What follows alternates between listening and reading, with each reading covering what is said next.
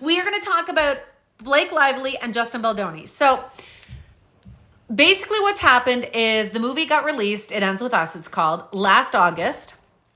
At the time, things kind of started coming out that we knew there was issues. What kind of started coming out first was that Blake and the whole cast had unfriended Justin Baldoni and they weren't doing any press or PR with him. So everybody started speculating. They were like, something's going on. What's happening? You know, there's drama. The next thing that came out kind of was about him, the very beginning. And it was something about, I can't quite remember. It was like the cast didn't like him. There was conflict on set between Blake and Justin about control of the movie or something like that. Like they had conflict, but nobody knew what. Nothing was being leaked at that point. Then a couple little things started coming out. I think the first thing that kind of got leaked was the fat shaming. I think with Justin asking how much Blake weighed, and that kind of story kind of came out a little bit. But that's kind of all we heard of the negative. And then it completely flipped and it was so weird to watch. Everybody started going after Blake for like everything in her past, and everything was getting drudged up. The only like organic, legit kind of hate against her that I kind of understood was the movie was so sensitive. It was all about domestic violence, and it's like a really meaningful a really meaningful movie to anyone who read Colleen Hoover's book. It was all about Colleen Hoover's family, what she grew up with, her mom.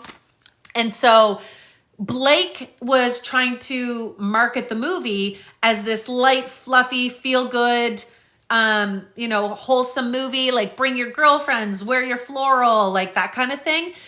She had a hair care launch at the same time. And so she was marketing that. Then she was marketing her alcohol, her liquor stuff during like a press shoot. Anyway, there's a whole bunch of stuff that it just rubbed everybody the wrong way. It's just not how the movie should have been marketed.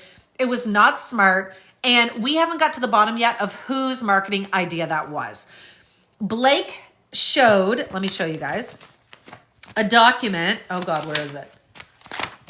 Oh, it's over there. You can't read it anyway when I hold it up. But she has a whole document that is from whoever was marketing this movie, like Sony, Wayfair, I don't know who it was.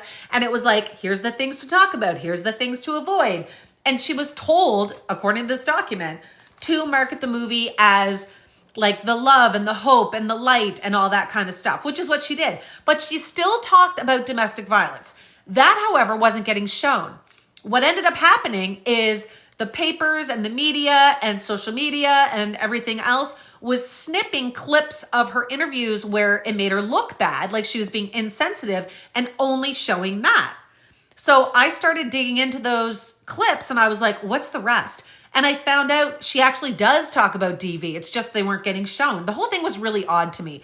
That's when I first started thinking, what the hell's going on? Like it was bothersome to me. And I think that's why I have the view I do now, because I kind of watched it play out and I was really confused.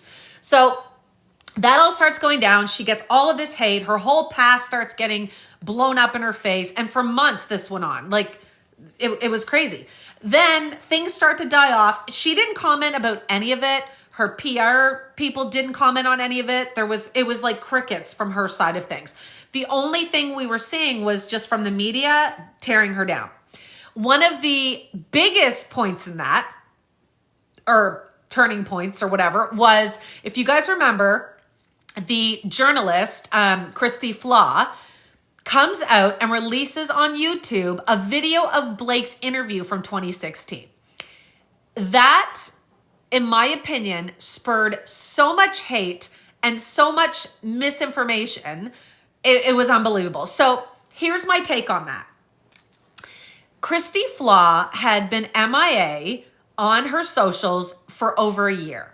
I don't think she'd posted on TikTok in like 3 years. She hadn't posted on YouTube in over a year. Apparently was not doing interviews anymore, like was just crickets, gone. But all of a sudden, 9 days into this like scandalous hating on Blake, ruining her reputation situation, Christy Flaw comes out with this video and it's titled The Interview That Made Me Want to Quit or something like that. And it was the Blake Lively interview. So when this came out, everyone lost their minds because she looks like a total bitch in it. Like she does. She comes off as a total bitch. So in it, she's in the interview. The interview just starts and she's pregnant.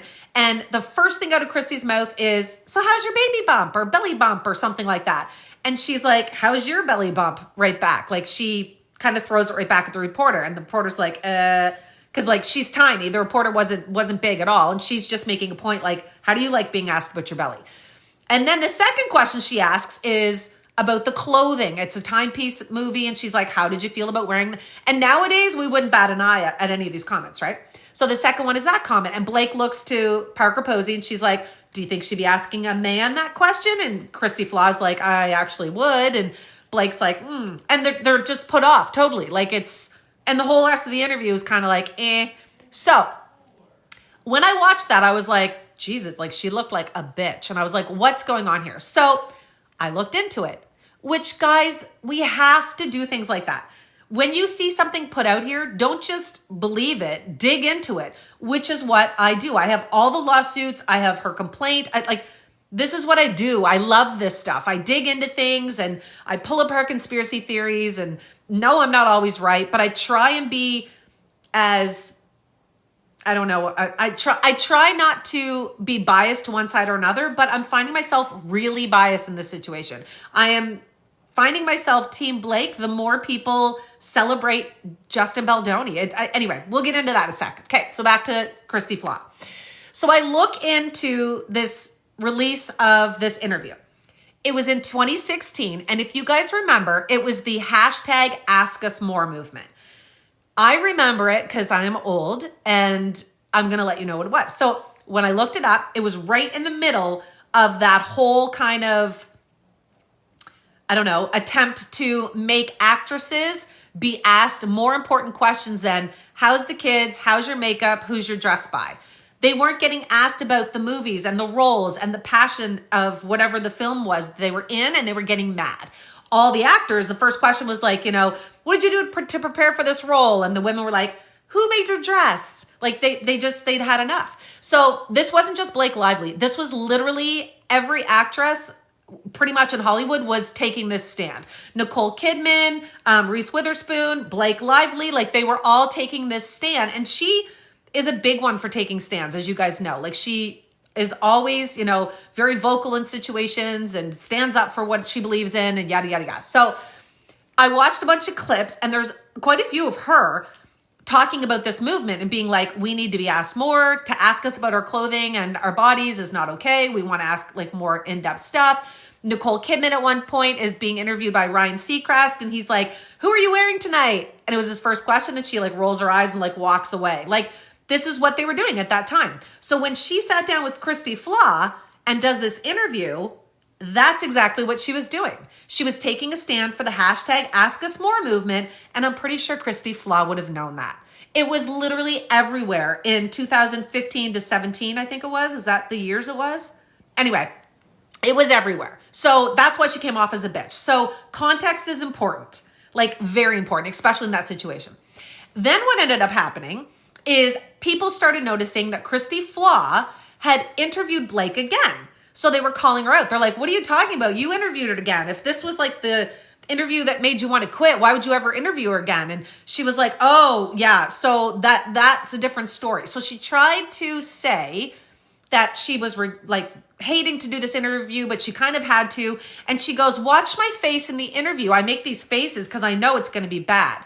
So I watched her clips. Then I went and found her full interview, and it's completely out of context for that as well. Okay, I'm going to sub only. My mods just said it's getting nasty in here. If you guys can't be nice, then it's my only subscribers are going to be chatting. Hold on, guys. Let me go sub only, live chats.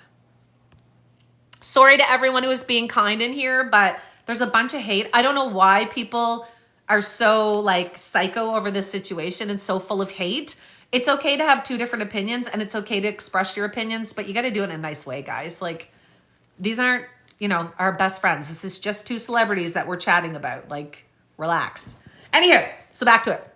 So, whole different context. So she says she's making all these faces because she knows she's about to interview Blake Lively. That was not true. So I watched the full interview that she had posted like years back when she re-interviewed Blake. And it's the producers, and they're asking her basically her name. They're like, okay, what's your name again? And she's like, Christy Flaw. And they're like, oh, we had you down as, and they say another name. And she's like, so she's like making these faces at them. Like, What do you mean? Like, you messed it up? It had nothing to do with the fact she was interviewing Blake Lively. So that was one red flag I had with this woman. I was kind of like, Then in another clip, people were all like, why'd you post this now? You haven't been posting it over a year. What's going on? Like, what's the scoop? So she does like a video where she talks about why she released it at that time. And this is what she said. In the video, which you can find on my page, I took that piece so you guys can see it. It's under my file that says Blake Lively. In that video, she says, I had this friend call me. We were chatting about like mutual experiences with situations like this. And I ended up, thinking I should post this. So she reposted. So she said this friend called her. They had this conversation. The friend had just experienced something similar. And so she decided to post it. This is what she said. She claims she didn't know anything about the drama in this, even though it had been going on for over a week. She claims she didn't know. An entertainment reporter claims she didn't know. Okay, fine, fair enough. Then, just after all this came out, when Blake Lively came out with her lawsuit, everybody was interviewing her because the New York Times kind of insinuated that she had a hand in the Blake Lively PR smear campaign. They were like, are you involved in this? What's going on? And she, of course, denies that. She says she was not involved at all, which I will say I think I believe that, but I believe whoever contacted her was involved in the PR smear campaign, and I'll tell you that in a sec. So, she says, no, I knew nothing about it. I wasn't involved. Hi, Jilly. And what ends up happening is she does this interview with all these news outlets the last couple weeks since all this came out, and she changed her story. So when they asked her, why'd you post it? She says a reporter friend of hers from Norway, who she's, I guess, is insinuating wouldn't know about the situation, was writing an article about the backlash on certain things in Hollywood. And so then she remembered this and was like, oh, I didn't post this because I was worried about the backlash. So I'm going to repost this. So she changed her story about why she posted it. It went from, a friend who was having a similar experience that called her to a reporter who was doing an article on backlash of things. Like it's two separate stories in my opinion. I just find it really sketch. So in my opinion, whoever this person was that contacted her, they definitely, I think, had a hand in his PR team. I think his PR people contacted Kirsty Flaw and were like, hey, do you remember that Blake Lively interview you did where she looked really bad? Can you repost that? And I think that's what ended up happening. Now, she says she was not involved in this. She said that it was not part of the PR smear campaign, but the New York Times article did point out that she has done this before.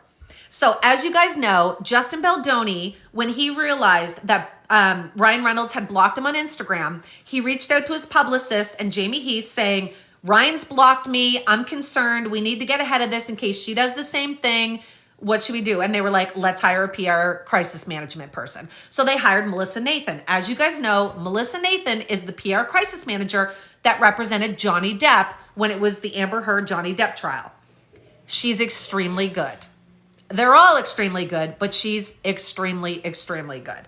So she ends up representing Justin, working with his PR person, which is Jennifer Abel.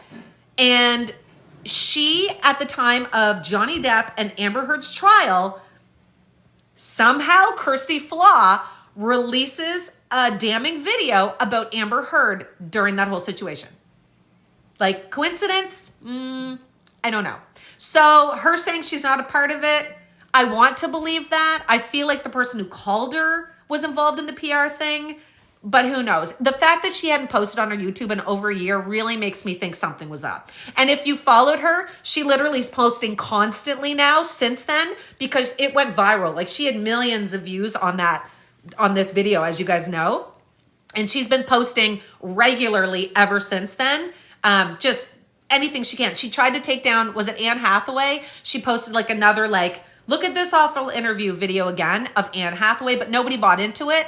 Everybody was like, Anne Hathaway's awesome. What are you talking about? But unfortunately, they bought into this because she's had, hold on, I gotta turn off invites. She's had other rumors going around about conflicts with coworkers on the set. And because of this whole Justin Baldoni thing, everybody jumped right on it, right? Anyway, so that's kind of the reporter side of it. So that came out and I was like, holy crap, what's happening? Soon after that, like I said, everything kind of dies down. She never once came forward, didn't like try to defend herself, didn't leak any of this stuff, these accusations. Nothing came out. Leslie Sloan, her PR person, no articles were released telling what Justin did. Nothing. It was literally crickets. It was weird. She wasn't posting on Instagram. Like she shut it down. She was like, I'm just going to let it die. And honestly, that's what I thought was happening. I thought she was walking away. You know, she's going to wait till it dies down and then she's going to come back and try and like, you know, rebuild her career. That's kind of what I thought. That's not what happened, as you guys know. So what ends up happening is this. According to her legal document, which I've read twice now, she came out and her lawyer and her legal representation said that something's going on. So they hired a team. Hi, Glazelle. They hired a team who does analysis. You guys know the word, on social media stuff. So they have some way of digging into the algorithm on Google and everything else, and they can pull her data forward and see what's going on. So she paid to have this, whatever you want to call it, assessment done. And when they completed it, what they found was that she 100% was a victim of a PR smear campaign. And this is how they knew. They said she's been in the business for 20 years and 35% of the information they pulled had to do with the situation with him. And they said that is not rational. There's no reasonable way 35% of the Blake Lively material should be something connected with It Ends With Us and Justin Baldoni because she'd been in the business for 20 years. And if you remember, she's had other drama and controversies before. So it shouldn't have been that heavily weighted, and it was. So they said, yeah, something's definitely going on. People are pushing news about you. There's like bots, whatever's going on, something's going on. So once that happened, her legal team stepped in and they were like, we're going to get to the bottom of this. So what they ended up doing is the very first thing they did is they subpoenaed Stephanie Jones's company, Joneswork. Stephanie Jones owned Joneswork, and Justin Baldoni and his studio, Wayfarer, were both her clients. Jennifer Abel worked for her. Now, what has happened since then is this. Jennifer Abel kind of took him on. She was representing him under Stephanie's company and did not like him. If you've seen all the leaked text messages, basically she was bad-mouthing Justin behind his back, calling him a creep, saying that, you know, he was a loser, like you name it, she was bad-mouthing him, but yet representing him anyway. Once this whole thing started, Jennifer Abel, as soon as she hired Melissa Nathan, the PR crisis manager, the two of them started kind of, according to Stephanie, conspiring together about leaving Stephanie's company. Jennifer was going to form her own company and taking Justin Baldoni and Wayfarer with them. Now, Justin Baldoni, as you know from all the leaked text messages, wanted a kind of a stronger hit against Blake Lively. He didn't like the write-up of what Melissa Nathan and her PR crisis team sent him. He said, I want it to be stronger, like that was said on the phone call. And then she writes back and she's like, you know, we can destroy anyone, but we can't put it in writing. Can you imagine if we wrote down what he wanted to happen in writing and it got in the wrong hands? Like, you can't write shit like that down. Unfortunately, they were texting it. It's just as bad. Anywho, so this is what was going down. Now, Stephanie Jones claims that she didn't know about this PR smear campaign that was going on. She thought that they were going to be doing this with, I don't know, morals, what if PR people have morals. However, she thought they were going to do it by the guidelines of her company. And there is some evidence of that in her lawsuit, Stephanie Jones's lawsuit, because she's suing Justin Baldoni as well. And there's a little bit in Blake's as well that kind of have to deal with that. So Stephanie Jones somehow catches wind of what's going on. She finds out that Jennifer Abel hired Melissa Nathan, the PR crisis person, who Stephanie Jones didn't like. Now, Stephanie Jones thought Melissa Nathan was sketchy and, you know, not the best with morals and how she dealt with things. So she had actually at one point she was going to hire Melissa Nathan. Melissa Nathan and her were in talks. They got quite far in the interview process. And then Stephanie was like, no, I'm out. This is not okay. She didn't like how Melissa was handling herself, apparently, and it ended. So she didn't want to work with Melissa Nathan again. So once she found out that Jennifer Abel had hired Melissa Nathan, she got pissed. And then conversations started coming up, and she fired Jennifer Abel. So Jennifer Abel gets fired, but I don't think she really cared because she was making her own company anyway. She sweet talked Justin Baldoni. You can see the text messages. And so Wayfarer and Justin Baldoni leave Stephanie's company and go with Jennifer Abel. When this happened, Stephanie claims that she was in contact with them and she's like, okay, fine. I'm sad you're leaving, but you need to pay your bills. Like you still owe, I think it was like $25,000 they were paying this PR company a month. Like insane money these guys make. So she's like, you still have to pay the bills. They didn't. And she tried everything she could, she claims, behind the scenes to get this done and, get everything legal and move on. They didn't. So that's why she's suing him now. So once Blake Lively finds out that there's supposedly this PR smear campaign going, she knows that Jennifer Abel has left Stephanie Jones's company. She gets her legal team she didn't. Her legal team did it. Her legal team subpoenas Jones Work, the company where Jennifer Abel used to work. When Jennifer Abel had to leave, when she got fired, they confiscated all her devices, laptops, cell phones, whatever, her email address, everything's gone. Once Stephanie starts going through that because of the subpoena, she finds everything out. She finds that Jennifer Abel had been messaging all of Stephanie's clients to try and get them to go with her. This is all alleged by Stephanie in her lawsuit. She finds out that Jennifer Abel and Melissa Nathan had planned this PR smear campaign against Blake.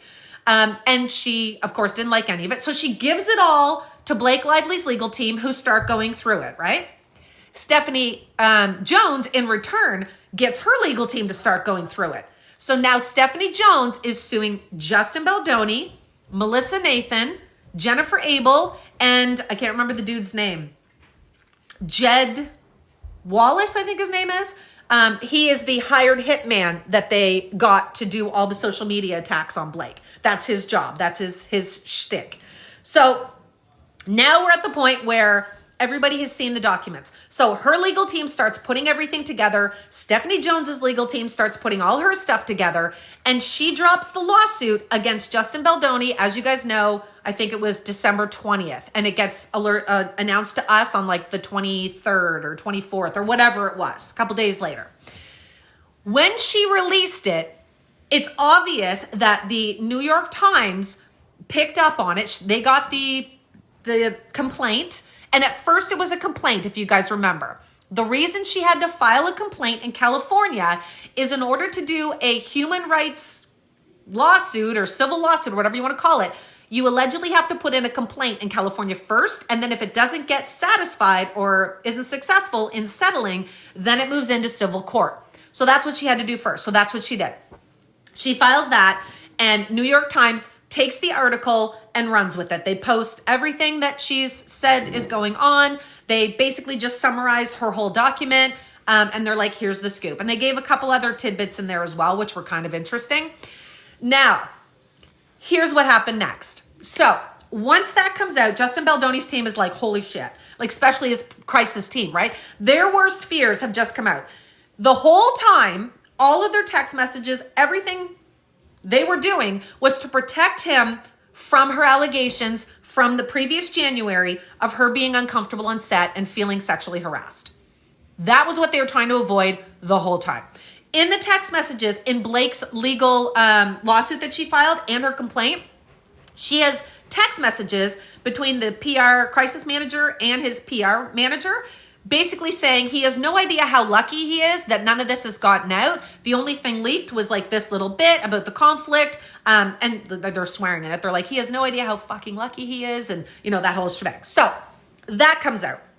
They're losing their minds now. They're like, holy crap, New York Times came out with this. We gotta, of course, countersue. And everyone knew that was coming.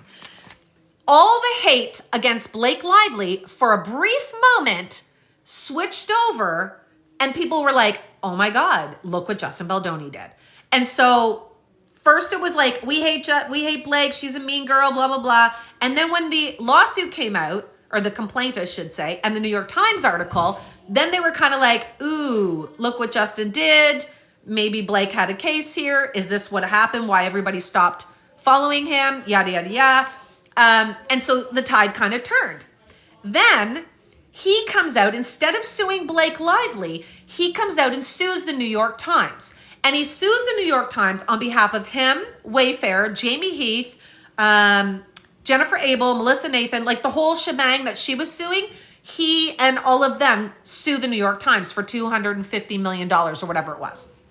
Now, the reason he does this is because it gets his whole story out there. You've got to remember, this is not a legal court document. This is a document made up by their PR teams and their legal teams. Everybody involved, they word things exactly how they want it to sound. Her complaint as well as his lawsuit, it's worded to fit their narrative, to fit their complaints, and to make their points, to make everything look as good for them as they can and as bad for the other person as they can. You got to keep that in mind, right? Like for both sides, Now, once he came out with this whole big document suing the New York Times, the stuff in it was not written, in my opinion, in the correct order. Some things were messed up. Super, thank you, darling. And kind of taken a little bit out of context for some of it. But the majority is not him defending himself, which I found really odd. It's him going after her, saying she tried to take control of his movie. So instead of defending himself against sexual harassment allegations or a PR smear campaign, he tries to turn it around and be like, she's a bitch, she's a mean girl, she tried to take over my movie, she made me sit in the basement at my own premiere, and he lists all of this stuff, which I think is really smart, but I was really surprised that he didn't defend himself more. Now, I do think in this 179er, he tries to defend himself finally, but he didn't in the New York Times one. He tried to twist the hate back onto Blake, and it worked. So instead of people going, ooh, look how she felt on the movie set, and this could be why everyone unfriended him and Colleen Hoover left him and wanted nothing to do with the situation, this could be why this went down. They were only looking at, she's a bitch, she's a mean girl, she tried to take control of the movie, and that's the only thing people were focused on. This got forgotten.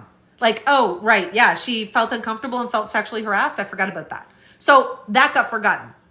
Then he starts doing, or his team starts doing all of this media stuff, all these interviews. Like, his lawyer is fantastic. He's also the Menendez brothers lawyer. Like, he's top notch. He's a really, really strong lawyer.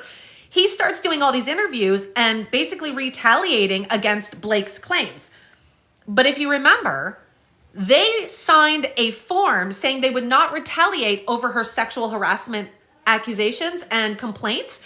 And they signed it saying, we won't retaliate with you doing this. So she's now considering this retaliation, which we'll get into in a sec as well. So that's fine. He starts doing all of this media stuff, you know, saying all this stuff about Blake, that she tried to take control of the movie, that she's a mean girl, that Justin got pushed out of, you know, his own premiere, that she convinced all of the coworkers to unfollow and turn them all against him. Like, they're giving this woman an awful lot of power to say that they can turn these people who he claims he had a long-standing positive relationship with against him because of something she said. Like, I'm not buying this whole, yeah, but you know, she owned Hollywood. Everyone's calling her a B-list celebrity. And then all of a sudden they're calling her, hold on, I'm turning off invites here. And then they're calling her this like superstar. Anyway, I don't buy that for a second. I think all of those celebrities who were in the movie have their own minds. He has a lot of power as well. He owned Wayfair. He's putting out this hit movie, and he may have been putting out the second one, but now we don't know anymore. So anyway, so all this stuff comes out. Then what happens is, and his lawyer says at the time, we're going to sue Blake Lively as soon as the new year is over and the courts open back up. But he comes out with the New York Times thing during that whole thing. So I don't know what he was talking about. I think they were just getting the documents ready to sue Blake Lively because, like I said, it's 179 pages. Like, it's huge. In the meantime, what comes out next is Blake, at the same time, filed a lawsuit against Justin Baldoni in New York. So she had already filed her complaint in California to get that set up. Then she goes in federal and files in New York for the same situation with her lawsuit. This comes out the same day that his lawsuit comes out. So all of this is kind of going down at the same time. Then we get Stephanie Jones coming out with a lawsuit as well, right? So Stephanie Jones files a lawsuit as well against Justin Baldoni and comes out with all these accusations against his PR team. She accuses him of not paying her and just like, piecing out and leaving. So there's all this stuff between all of these.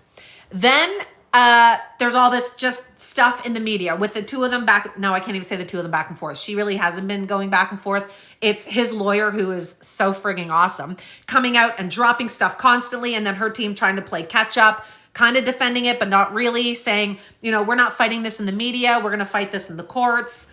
They haven't really done much. And I know a lot of people are saying like her legal team sucks, but I think this is part of the play. I think they want it to play out in court and then let everyone see it that way. But that's just my guess. Okay, so then comes his next lawsuit. 179 pages, right?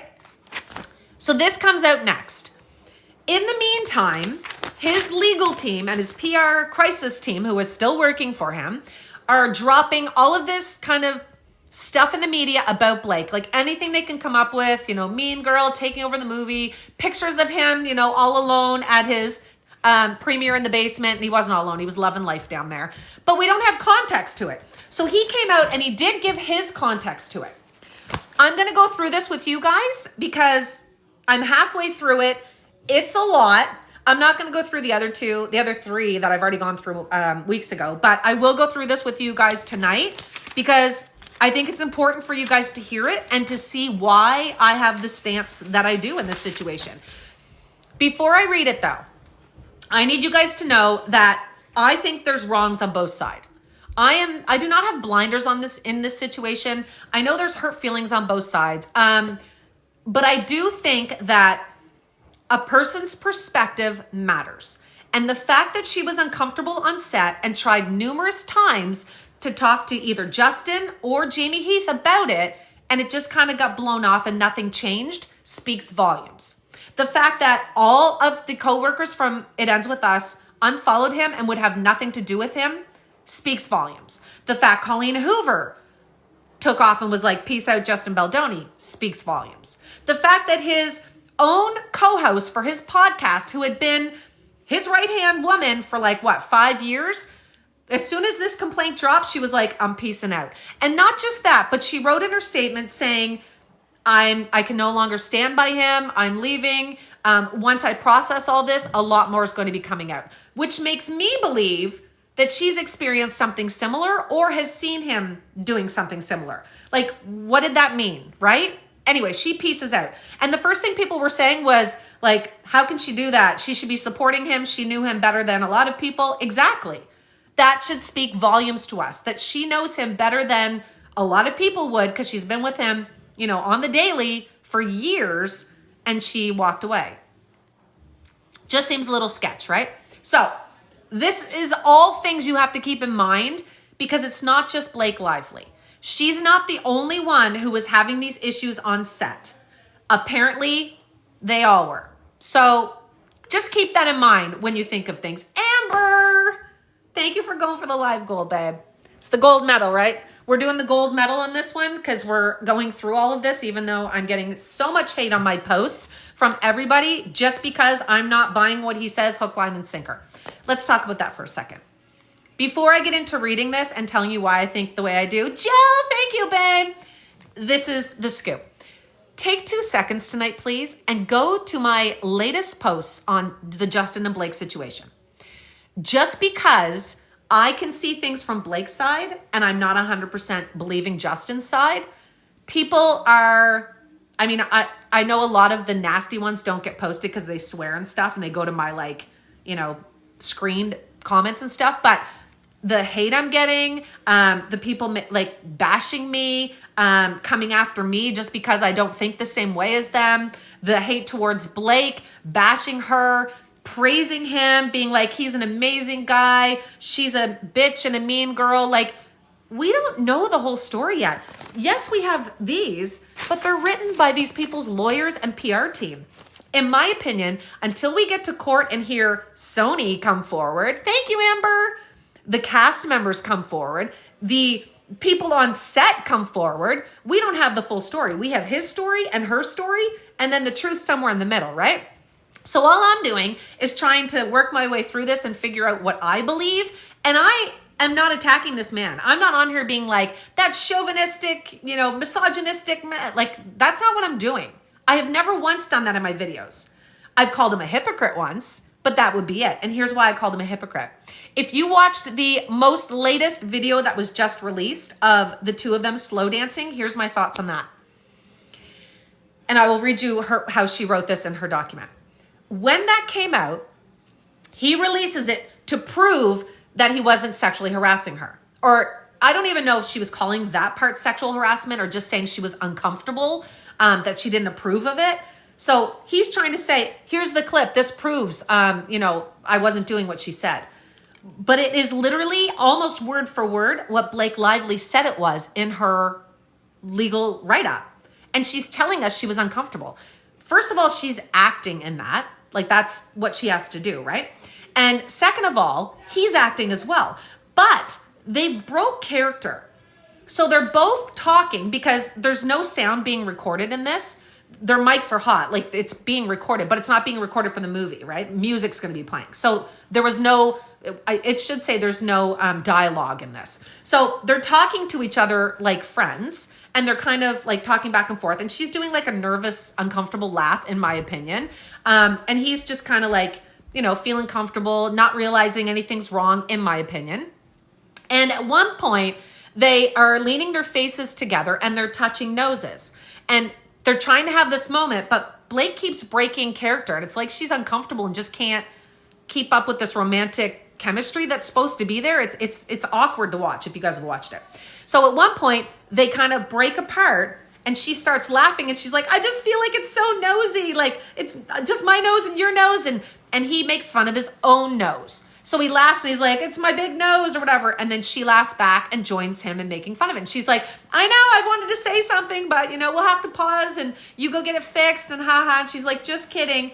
And then he adds, that's why we hired Jenny Slate, because we have the same noses. So if you were so bothered and thought she was body shaming you, why would you turn around and do it to Jenny Slate? Like, you did the exact same thing right back. And she didn't even start it. She didn't comment about his nose. He did, jokingly, and then she jokes back. So I just think he's being a hypocrite. If you're saying Blake is body shaming you, then you just body shamed Jenny Slate right back. So it just, like, little things like that just don't make sense to me. Now, let me get my document. I want to read you exactly what Blake wrote about that scene, and then we'll talk about it. Here's what she wrote. And then we'll go over the scene in a sec. So this is from Blake Lively's lawsuit. She writes, Mr. Baldoni and Miss Lively were filming a slow dance scene for a montage in which no sound was recorded. What that means, like I just said, it means no sound for the film. It doesn't mean the mics weren't hot. They have mics on constantly and it's constantly recording. What they're meaning is no sound is recorded. It's just the music that's going to be played in the scene. Okay. Mr. Baldoni, and the only reason I know this is because I was an extra in a film and they told us mics are hot, but nothing, like, it's not for the movie. So what we had to do is we had to say, as extras, we had to say peas and carrots. We had to go peas and carrots, peas and carrots, peas and carrots, peas and carrots. Because apparently it looks like you're talking without having to say something. I know it's stupid, but anyway, that's how I know. Okay. Mr. Baldoni chose to let the camera roll and have them perform the scene, but did not act in character as Ryle. Instead, he spoke to Miss Lively out of character as himself. At one point, he leaned forward and slowly dragged his lips from her ear and down her neck as he said, "It smells so good." He did exactly that, except he didn't say, oh no, he did say, "It smells so good." Yes, he did. People are twisting this and saying that she said that you smell so good. That is not what she said. It says right here, it smells so good. Okay, that is exactly what he said. None of this was remotely in character or based on any dialogue in the script, and nothing needed to be said because, again, there was no sound. So what they mean by that is he didn't need to say "it smells so good" in this kind of flirty way because there's nothing going to be on camera, right? No vocals used. So he was saying this as himself, which is totally fine in my opinion. It wasn't something that I took as him being like creepy. He was just saying that it smelled good, but she's uncomfortable because he's literally running his mouth down her neck. And anyway, okay. Mr. Baldoni was caressing Miss Lively with his mouth in a way that had nothing to do with their roles. When Miss Lively later objected to this behavior, Mr. Baldoni's response was, "I'm not even attracted to you."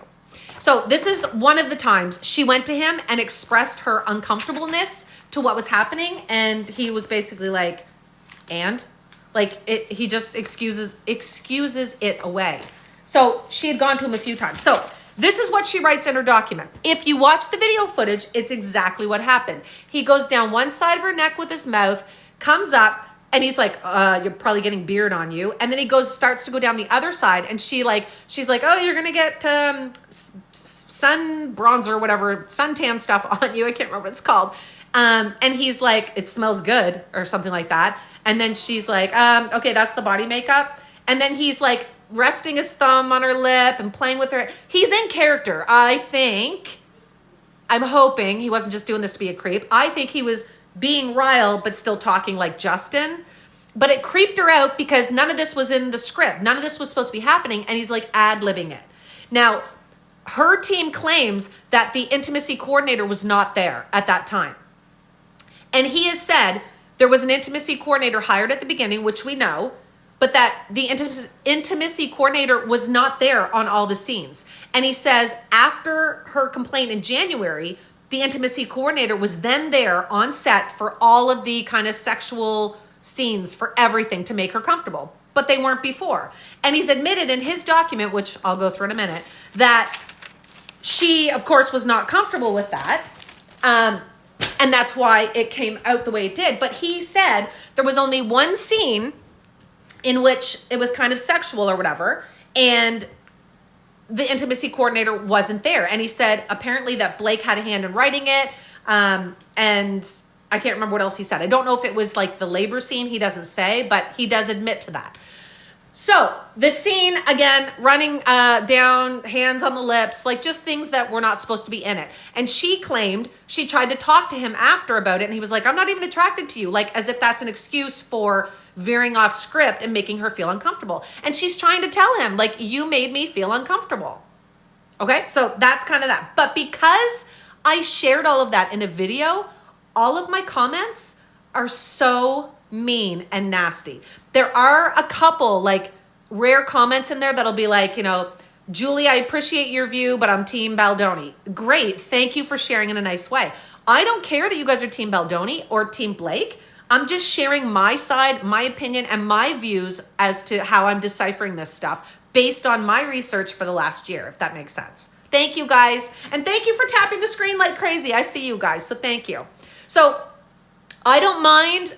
I'll turn the comments back on as long as you guys aren't being nasty and getting pissed because I'm not Team Baldoni. Like, I'm sorry. Like, I believe that Blake Lively felt uncomfortable. I believe she went to them numerous times and tried to talk to them about this. I believe that other cast members felt this way as well.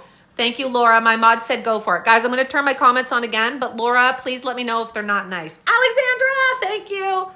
Okay, I want to be able to talk with you guys, so I want the comments. Okay, how do I turn them back on, though? Hold on. Okay, there we go. Yes, I want the comments. I want the conversations, but I can't have a conversation with someone who's being nasty. Like, I just can't. So in my comments, you'll notice I'm not going to hurt it. I'm not going to comment if you're being nasty. But if you're actually wanting a dialogue with me, I totally will. Like, I'll chat always. I'm Team Nobody. I love that. Lely, thank you. Okay, let's get into the document. I've been waiting to do this all night. So here's what I want to do. Oh, I need my light. Oh, God. I want to read you some of Justin Baldoni's lawsuits and show you what I find is glaringly misrepresented. Misrepresented. That's the word I'll say. Or taken out of context or twisted, I guess we'll say as well. The other thing we need to discuss is this. When that video footage was released yesterday, Justin's team was like, "See, this proves there was no sexual harassment." That proves nothing. She's acting, and in my opinion, very awkwardly. Like, I did not think she was comfortable in those scenes at all. And I don't know if I even thought he was comfortable in those. The two of them seemed to have like really awkward banter. And And it did not come off to me like she was comfortable in that scene at all. So I personally think she was acting, and she does kind of lean back away from him a few times in the scene, like when they're trying to do things, but she's trying to make the scene romantic. She puts her hand on his face at one point. She puts her arms around her neck. Like, anyway, we'll have to see what the script says in order to know for sure, but I do find that she seemed awkward in that. So what has happened now is, since it came out with them saying, you know, that it's awkward or whatever, and them coming out with the video, Blake's team has responded and basically said, we're okay with this being leaked because it proves that everything Blake said in her document is legit. And it is. It's almost word for word what she wrote in her document. But they're not okay with how Justin Baldoni's team is twisting it. Justin Baldoni's team, in my opinion, is scraping so low in this whole situation. They are attacking every facet of her and Ryan. They're doing everything they can to get the media on their side about the whole, what's the guy's name from Deadpool? Nice Pool? Is that what his name was? Trying to tell Disney, don't throw out your documents. Like, you know, we're going to be coming after you, or coming after Ryan Reynolds, or whatever that was all about. They're doing everything they can to smear her and make him look innocent, which, you know, that's what they're supposed to do. But I just find it's coming out in a really sleazy way. As you guys know, they announced yesterday they were going to be making a website to smear her, to go on and post like videos of her, evidence as in text messages and all that, like stuff that's supposed to be saved for court. Like, we haven't heard the half of it for Blake's side of it. Like, there's no way we've heard the half of it. And we haven't heard from any of the witnesses because they're probably not allowed to talk. She's probably told them all, like, don't get involved, including Ryan Reynolds. He hasn't said a word. So there's a lot of stuff that's going to come out that we don't know anything about.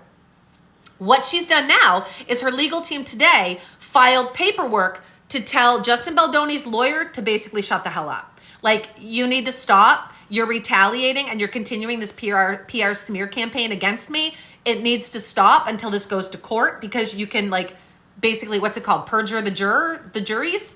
Like, who in this world's not going to know about this situation and everything that Justin's team's throwing out before the trial, right? So that's what they're trying to do now. They're trying to get it stopped. She went to the newspaper first.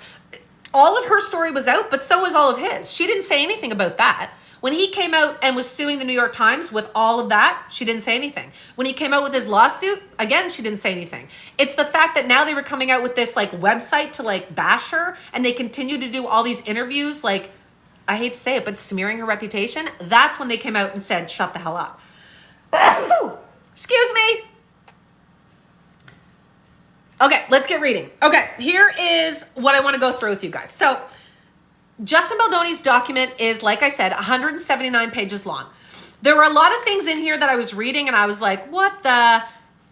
I just feel like some of it was twisted. Some of it I believe, and some of it I think is not a good look for Blake. Like I said, I'm not, well, I shouldn't say I'm not hating on Justin Baldoni, because I think what he did is really slimy now, but I do think there were wrongs on both sides. So let's get into it. So first of all, the document in this, he is suing Blake Lively, Ryan Reynolds, Leslie Sloan, who is Blake's PR publicist, and Vision PR Inc., which I assume is Leslie Sloan's company. So this is who he's suing. And it's not just him. I mean, he's got money, but he's suing with people who have major money. He's suing with Wayfarer Studios, so his studio, his part of his studio.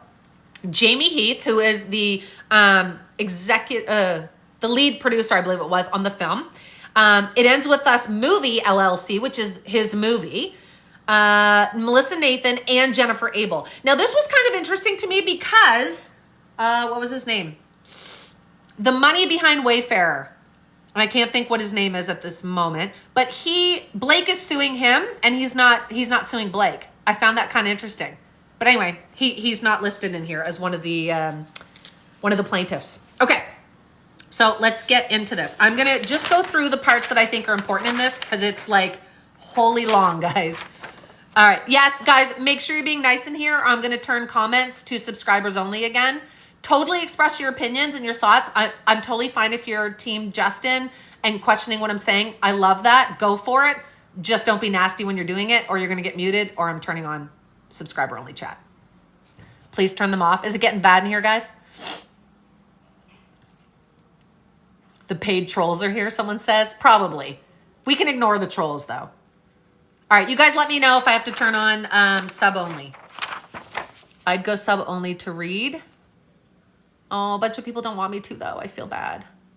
Okay. I'm going to put sub only, guys. And then when I come to chat with you, I'll turn it back on. So if you do want to chat, you'll just have to subscribe. I apologize. But I don't want a bunch of hate in here. It's not good for my mods and anyone else in here. Okay. Gary said it too. Okay, it's on. Is it on? It's on.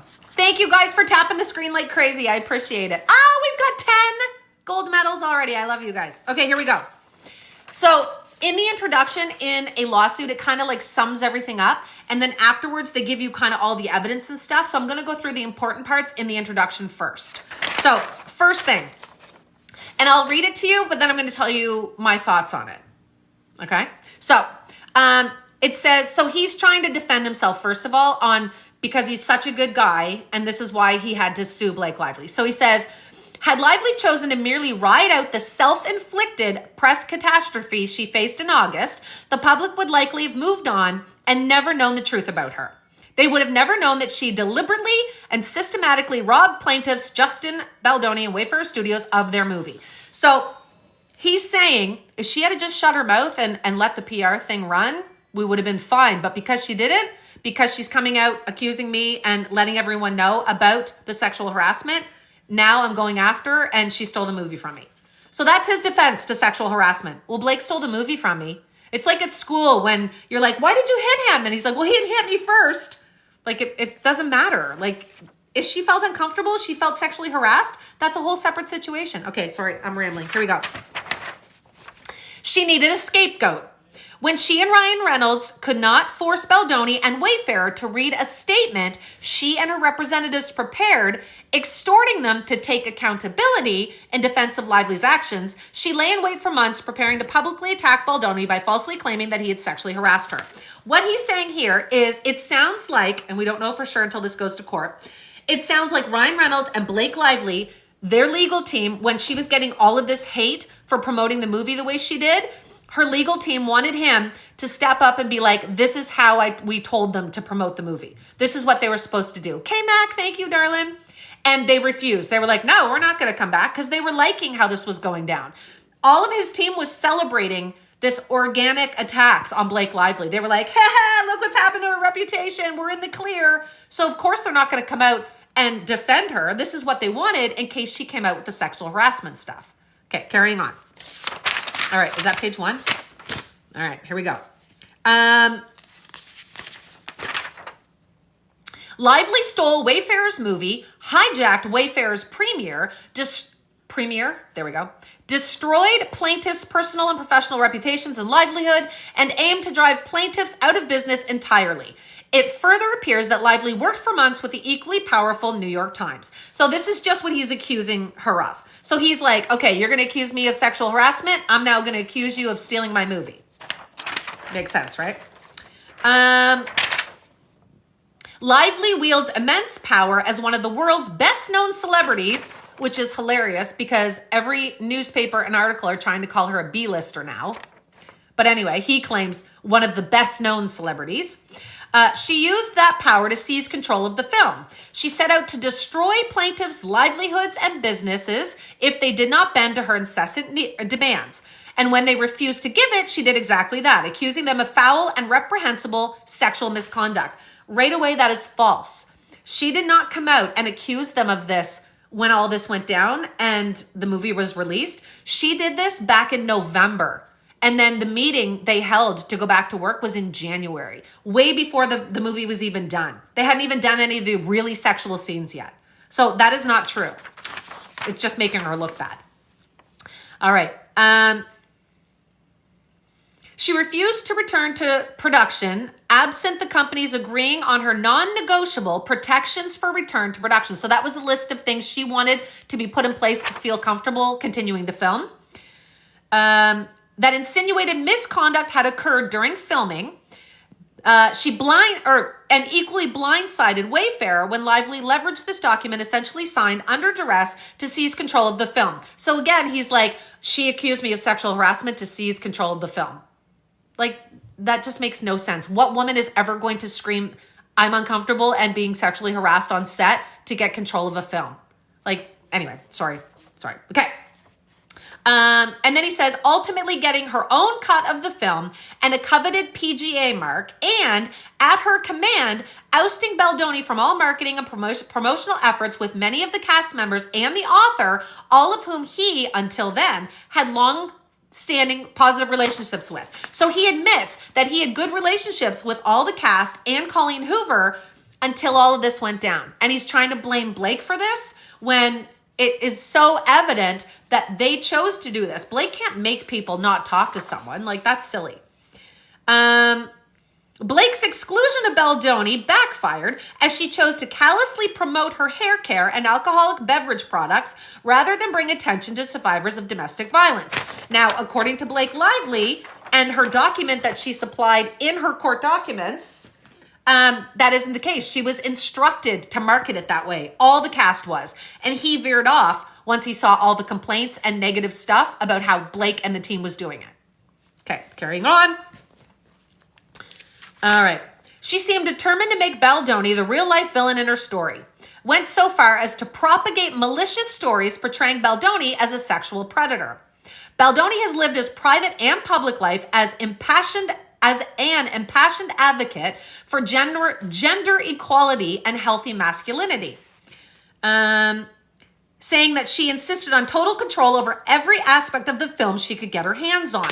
And then he goes on to say, from wardrobe to marketing strategy to music, even creating her own cut of the film. So we all know that she had a huge hand in the wardrobe. And he's talked about that in a positive light. She's talked about that in a positive light. The wardrobe person also has. So it sounds like everyone agreed to this, but then he's trying to say, oh, she took it over. All the text messages that we've gotten, though, are all positive from him, saying, like, she's doing a great job.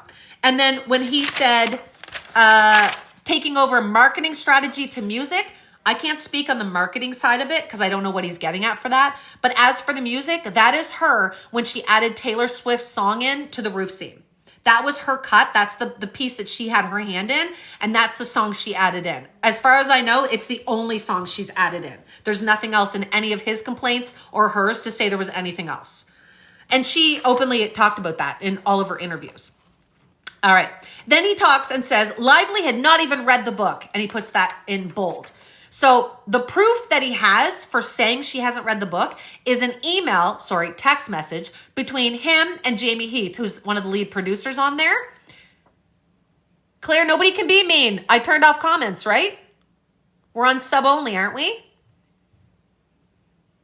Sorry, I just saw Claire's comment. Yeah, I think we're on subscribers only. Yeah, thanks, Coda. Okay, carrying on here. Okay, so this is what it says. Now, first of all, I'm going to show you this. The whole context of this message is gone. He starts it in the middle of a sentence, so we actually don't know what they were talking about or what the context kind of was. Hold on, I'm doing the puzzle piece. God, that's annoying. Okay, so here's the part that he's added in. So again, it's from Baldoni to Heath. So this is Baldoni talking. That we are rooting to see her fulfill. So he's rooting for her for something. And then he says, sorry. Mods, are you saying that some of the sub comments are being mean? Is that what you're saying? People who subscribed? Okay, I get it now. Okay, here we go. After rereading the book, which had 150 pages to build their relationship, we have combined scenes to heighten the stakes for Ryle in pursuit of Lily, utilizing humor and his desire to sleep with her.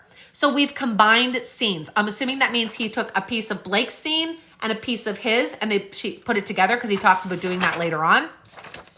While I understand Blake's reasons for not wanting to read the book does a very good job in getting in Lily's mind during her interactions with Ryle and setting up the why behind her attraction to him, which ultimately helps us understand why she stays in the end. So this is him not saying it's a bad thing. He's saying he understands why she doesn't want to read the book. So if she read the book or not, I have no idea. She hasn't commented on that yet, but this is what he wrote to Jamie Heath.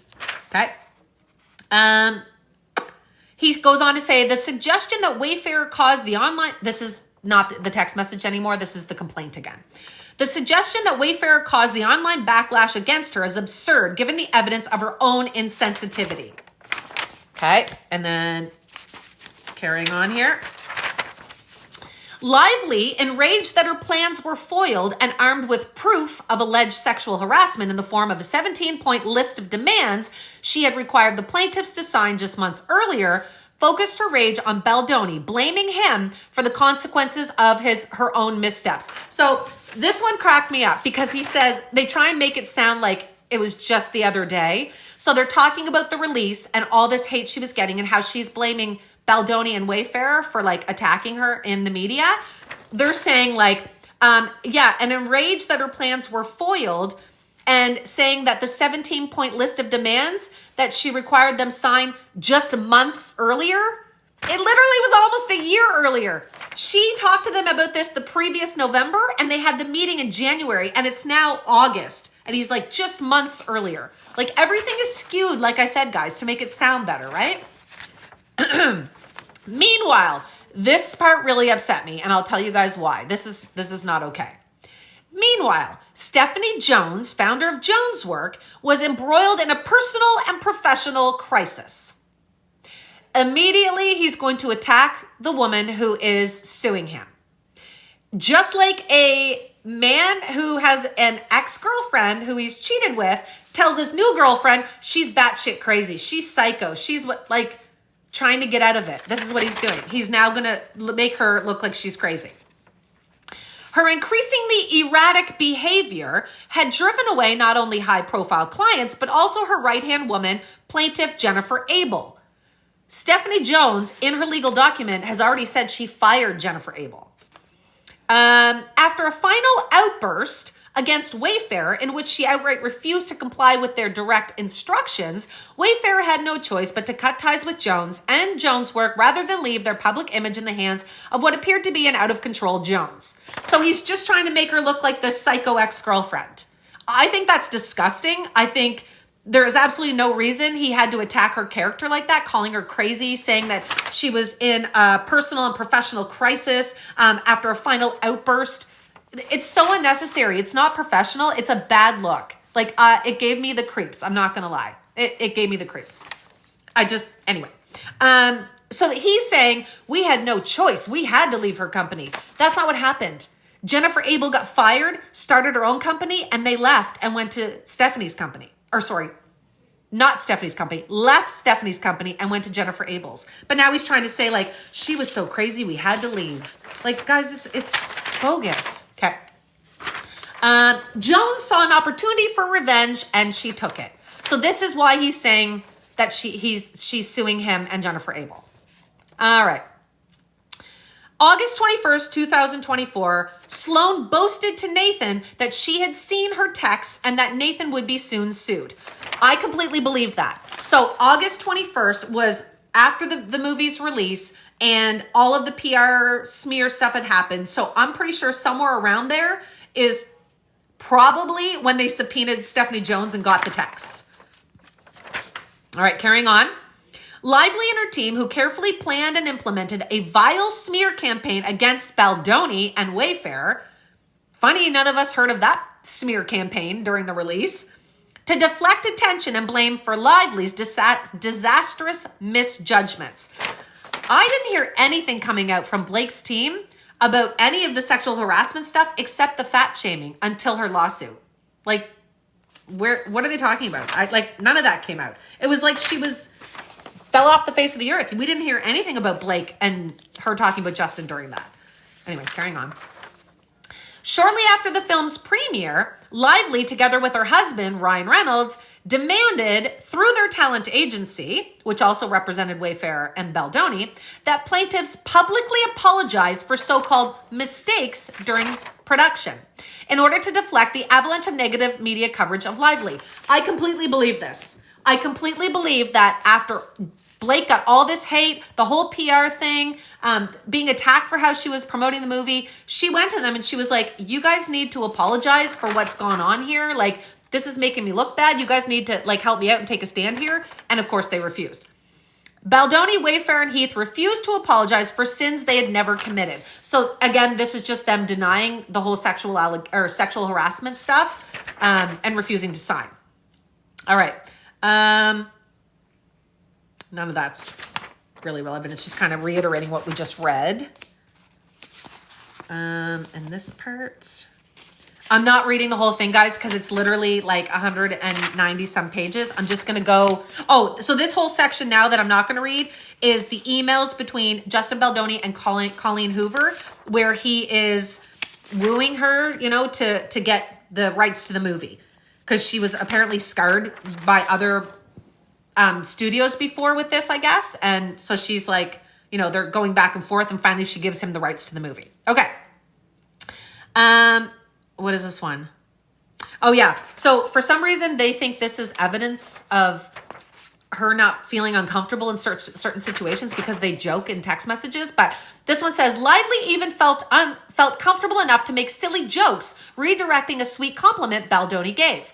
This to me does not prove she didn't feel uncomfortable or feel sexually harassed at times. This proved that they had a good relationship. And I think that's why she had gone to him and tried to talk to him about this and express her feelings like numerous times before this.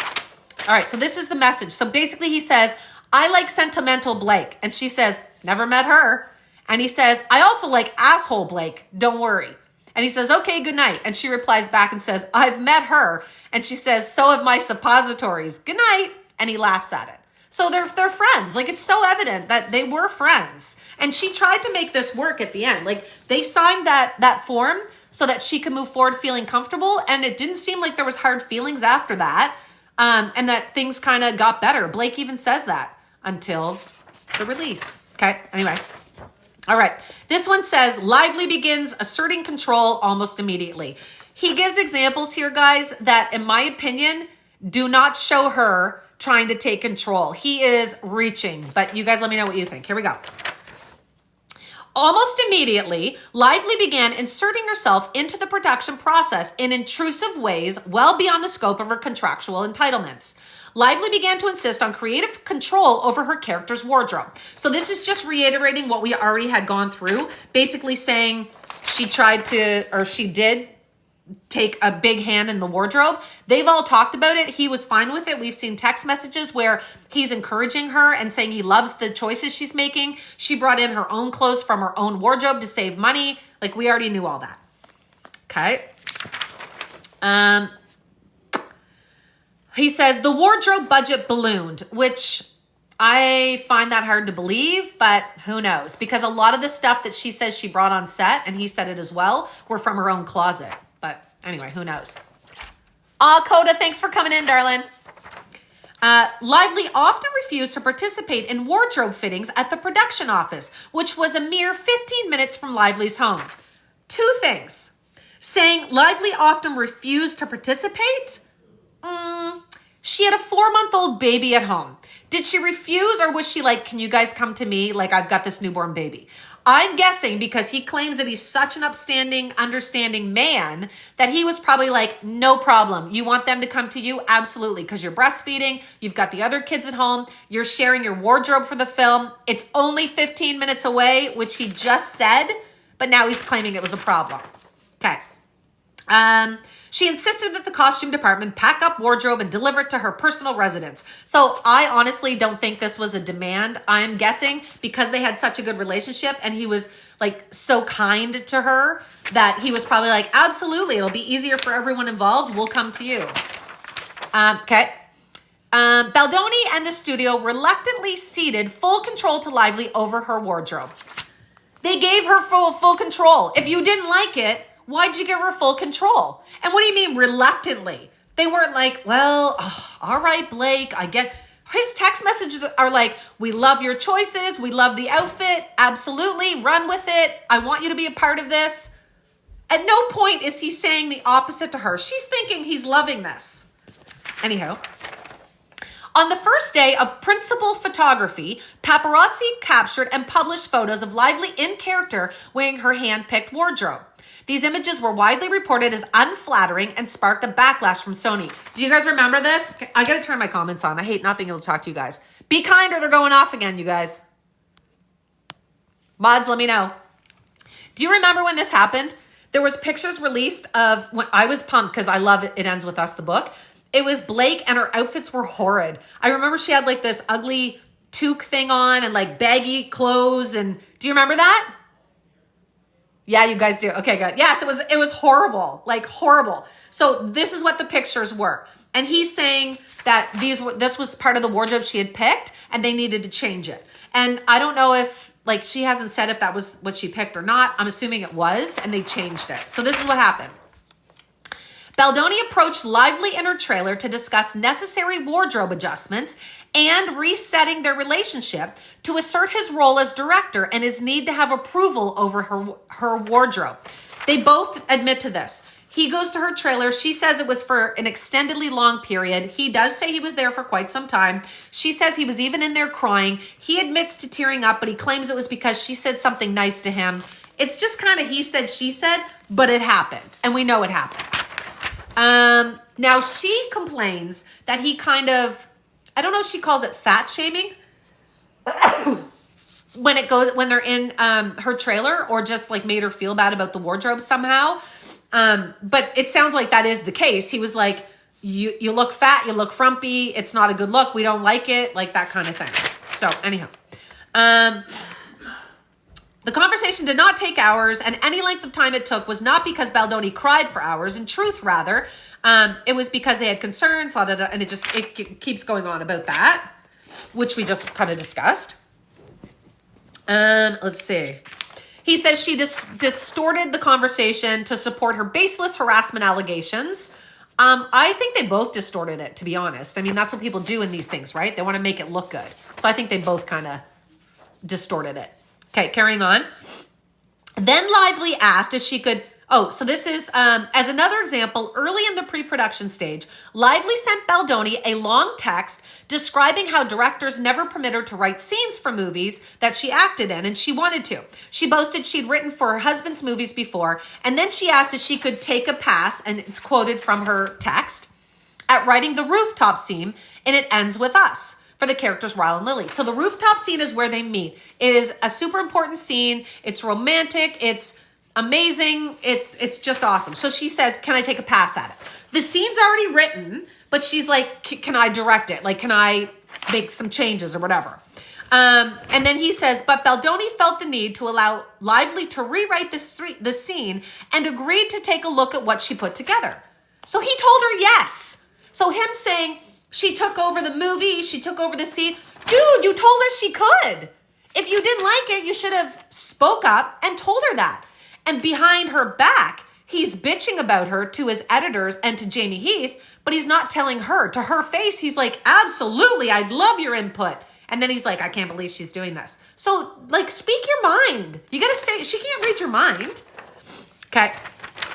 The draft of the rooftop scene that Lively sent Baldoni dramatically differed from what had been originally written. Baldoni was hesitant about many of the changes, but thanked Lively for her passion and diplomatically told her that the scene would likely end up being somewhere between the original version and Lively's version. Those two things happened at two separate times.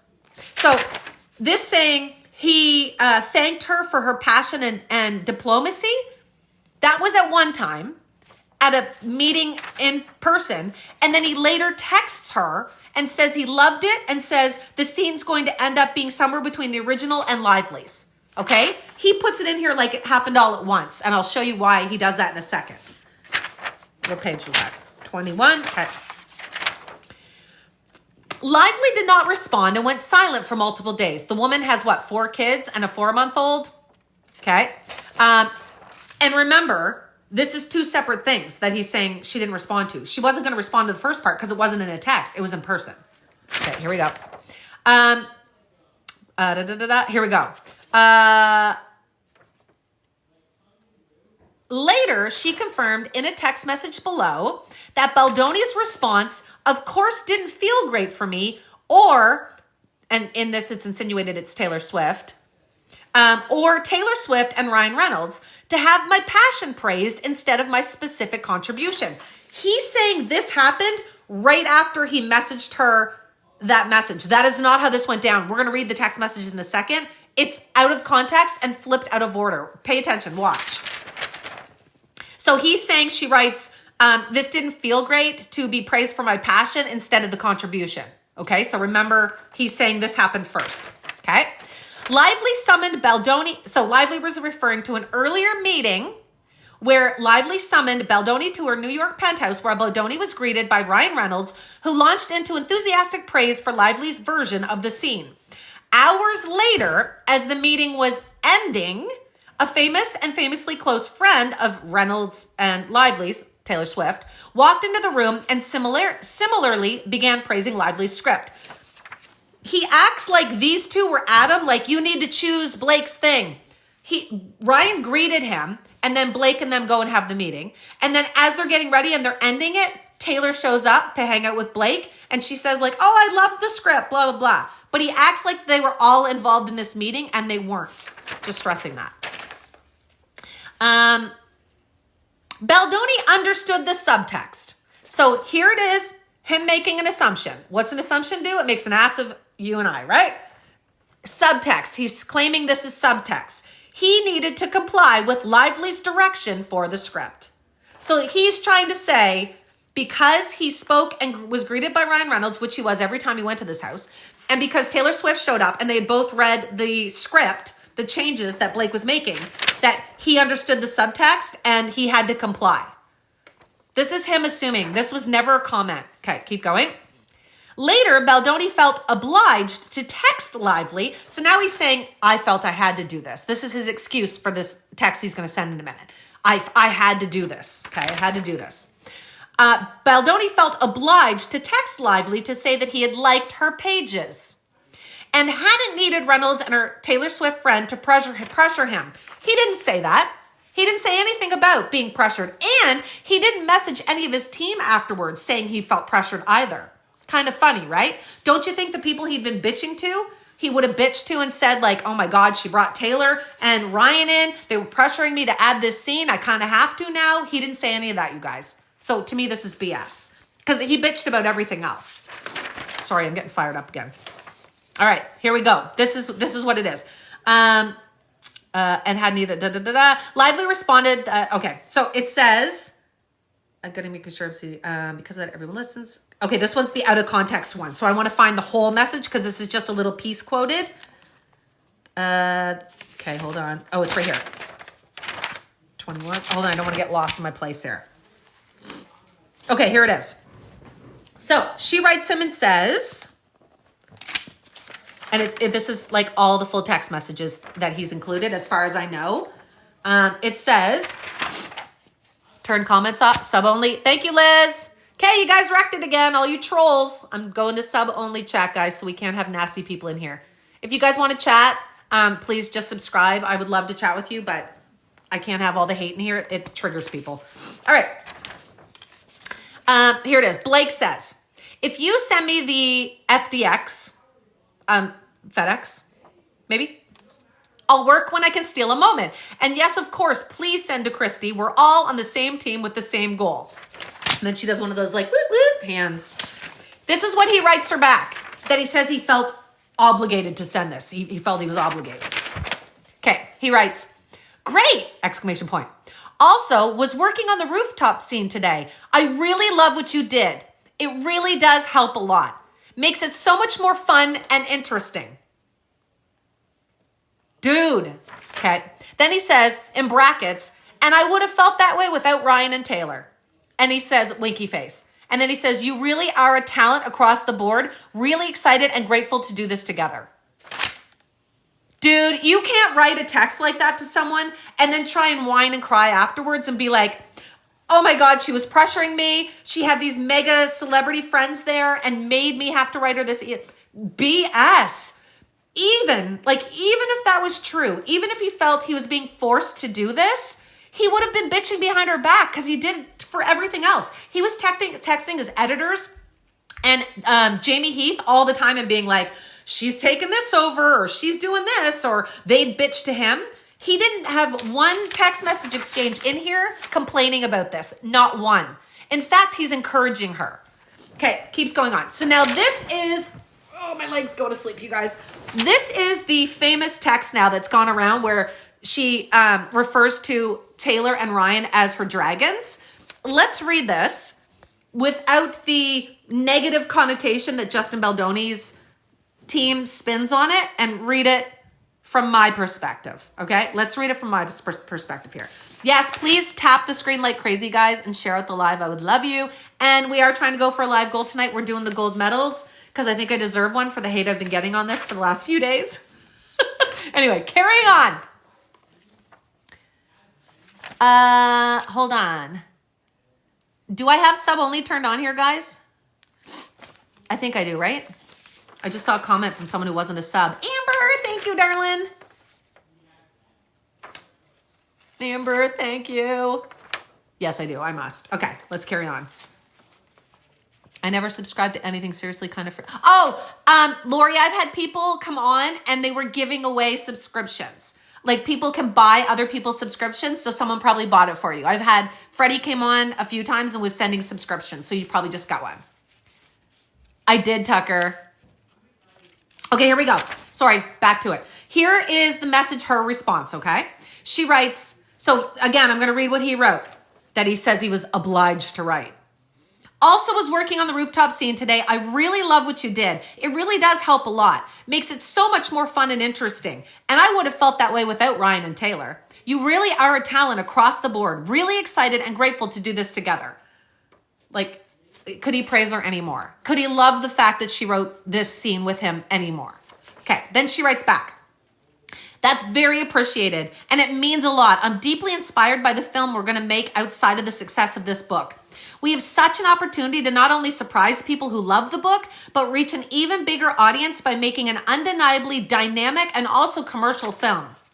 The moment that excited me most the other day was when you said you're not funny. You are going to kill that rooftop scene. You know it, I'm sure. Even though it was said in a playful self-deprecation that we all participate in, it made me think of the process as a whole. So she's saying, like, I love what you did with the rooftop scene. The two of them did it together. Please know, I trust that on the day you've got me. And I hope that you trust that I've got you if you want it. Like, they have a great relationship right now. Like, they're doing great. Thank you for subscribing, babes. Amanda, thank you, darling. We're in this together. And we are two of the most determined people I know. We also have very high bars set for ourselves. To collaborate with that type of partner is a gift that neither of us will squander because we both care too much about the result and also the experience. Like, they couldn't be praising each other anymore. Like, they are very into this film and they're being so kind to each other. I have no motives except for you to win. As a director, as an actor, as a studio, as a writer, if you win, I win. If you win, our movie wins. We are aligned and I will bring everything I have to this. And then, hold on.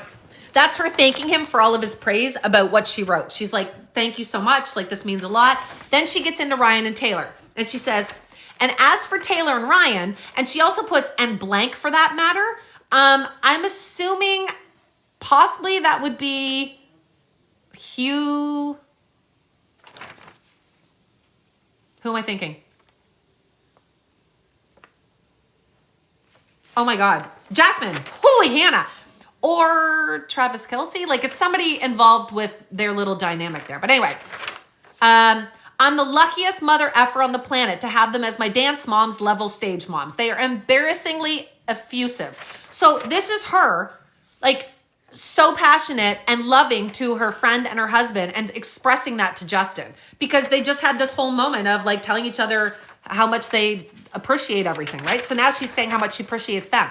She says, that said, they're also my most trusted partners and the people I go to first with anything creative I touch.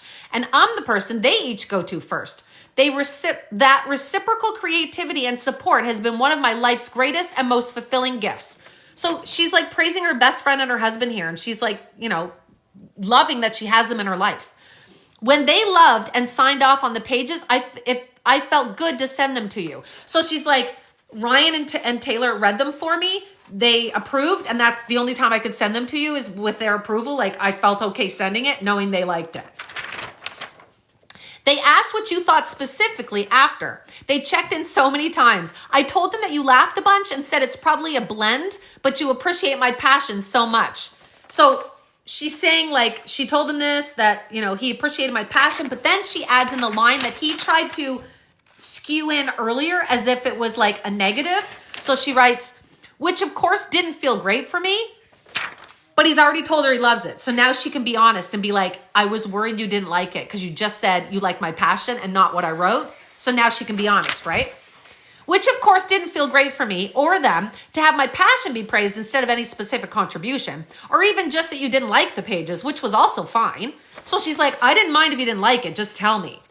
So I think they wanted you and me to see how they felt about the work because they've been by my side for far too many experiences where I've been overlooked. And then it kind of goes into examples of how she was mistreated on sets before and that they protect her. Both Ryan and Taylor have established themselves as absolute titans as writers and storytellers outside of their primary gig. Just singing or just acting, or Taylor just, oh, somebody just directing. I'm so lucky to have them as business barometers, but also to have them as the people who prop me up and make sure I'm seen for all I can and do offer, because they know firsthand all I contribute. They also know I'm not always as good at making sure I'm seen and utilized for fear of threatening egos or fear of affecting the ease of the process. So she's admitting she doesn't always come forward and say what she's thinking because she's worried she's going to hurt the director or whoever's egos or, you know, make them feel bad. They don't give a shit about that though. And because of that, everyone listens to them with immense respect and enthusiasm. So I guess I just have to stop worrying about people liking me. So she's making a joke saying like, they're outspoken, I should be more like that. And she's not, is what she's saying. Okay. And then here's the piece everyone's talking about. If you ever get around to watching Game of Thrones, you'll appreciate that I'm Khaleesi. And like her, I happen to have a few dragons. So if you've not watched Game of Thrones, Khaleesi is freaking phenomenal, but she's the mother of dragons. So Khaleesi is who she is because of her dragons. So that's Blake's comparison. I'm Blake, I'm who I am because of my support from Ryan and Taylor. For better or worse, but usually for better, because my dragons also protect those I fight for. So really, we all benefit from those gorgeous monsters of mine. You will too, I can promise you. And then she's got like a big smiley face. So here she is saying like, I am who I am because of Taylor and Ryan, and they protect me and they go to the ends of the earth for me, and they're going to do the same thing for you. Like it's a good conversation, and he's trying to twist it as if it's her being like, if you don't do what I say, these people are coming after you. Like, anyway, okay, carrying on. Though Baldoni initially invited Lively to make changes to the script, I'm going to repeat that because he just admitted it. Though Baldoni initially invited Lively to make changes to the script, Lively began altering the script daily. He has asked her to do this. Now, she might have gotten carried away, and then he started being bothered by it, but he never spoke up and said anything. So why wouldn't she continue to give her input? Because all he's doing is praising her about it. The frequency was alarming. Producers, directors, and studio, it kind of keeps going on. And then there's a clip of one of the producers and Jamie Heath. And this is what I'm telling you about how they were bitching behind Blake's back. So the producer says, are you listening to this? She's fixing the script. I think Angie's advice was actually wrong. Blake is now directing this movie. This is bad. This is one of the producers. It doesn't say who it is. And then Jamie Heath responds and says, I'm listening. Talking through it is better than not, though. Seeing what's possible, as long as any decision is done with approval. So Jamie's like, no, I kind of like it. And then the producer says, not for something that was already intimately planned. This will be every day of the shoot. And Jamie says, I know. I'm not sure what can be done, honestly, at this point in terms of Blake. So he's like, we've unleashed the monster. We've already told her we want this. So now what do we do? Like, sorry, you're the ones that encourage this. You know what I mean, guys? Okay, continuing here.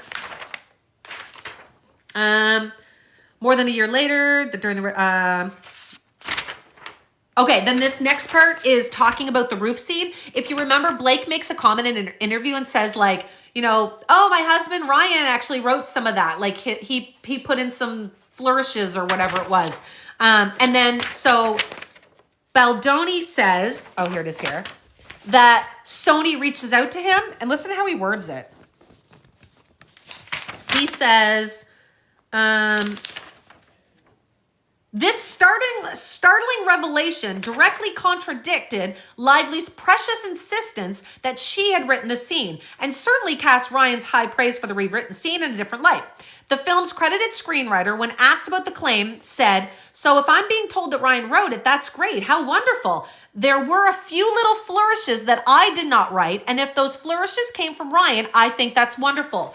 The writer right there just said, I wrote this, but if Ryan added it in those little flourishes, awesome, because I loved them. So the writer's saying that was still my writing. That was still my scene, but there was some flourishes. Okay. And then he says, where is it? Baldoni equally blindsided by this news, which he discovered in real time during an interview. Lively's remarks about Reynolds' contribution also raised eyebrows sky high at Sony. Listen to the wording. Raised eyebrows sky high at Sony, who told Wayfarer that they certainly needed some clarity on public comments Ryan made, potentially contributing to this. So here's the scoop, because he added the email. Sony reaches out and he's like, dude, did Ryan write that scene? Because we didn't add him in as a contributor and we need to. That's what it was. So Sony writes and says, we certainly need some clarity on public comments made that Ryan potentially contributed writing the rooftop scene. Can you provide additional info on this, as there's no contracts? His services are not in the chain, nor is his name anywhere in the credits. One of the many media reports claim this by Blake Lively, and then he attaches it and says, thanks for clarifying. If services were rendered, obviously we require signed documentation immediately.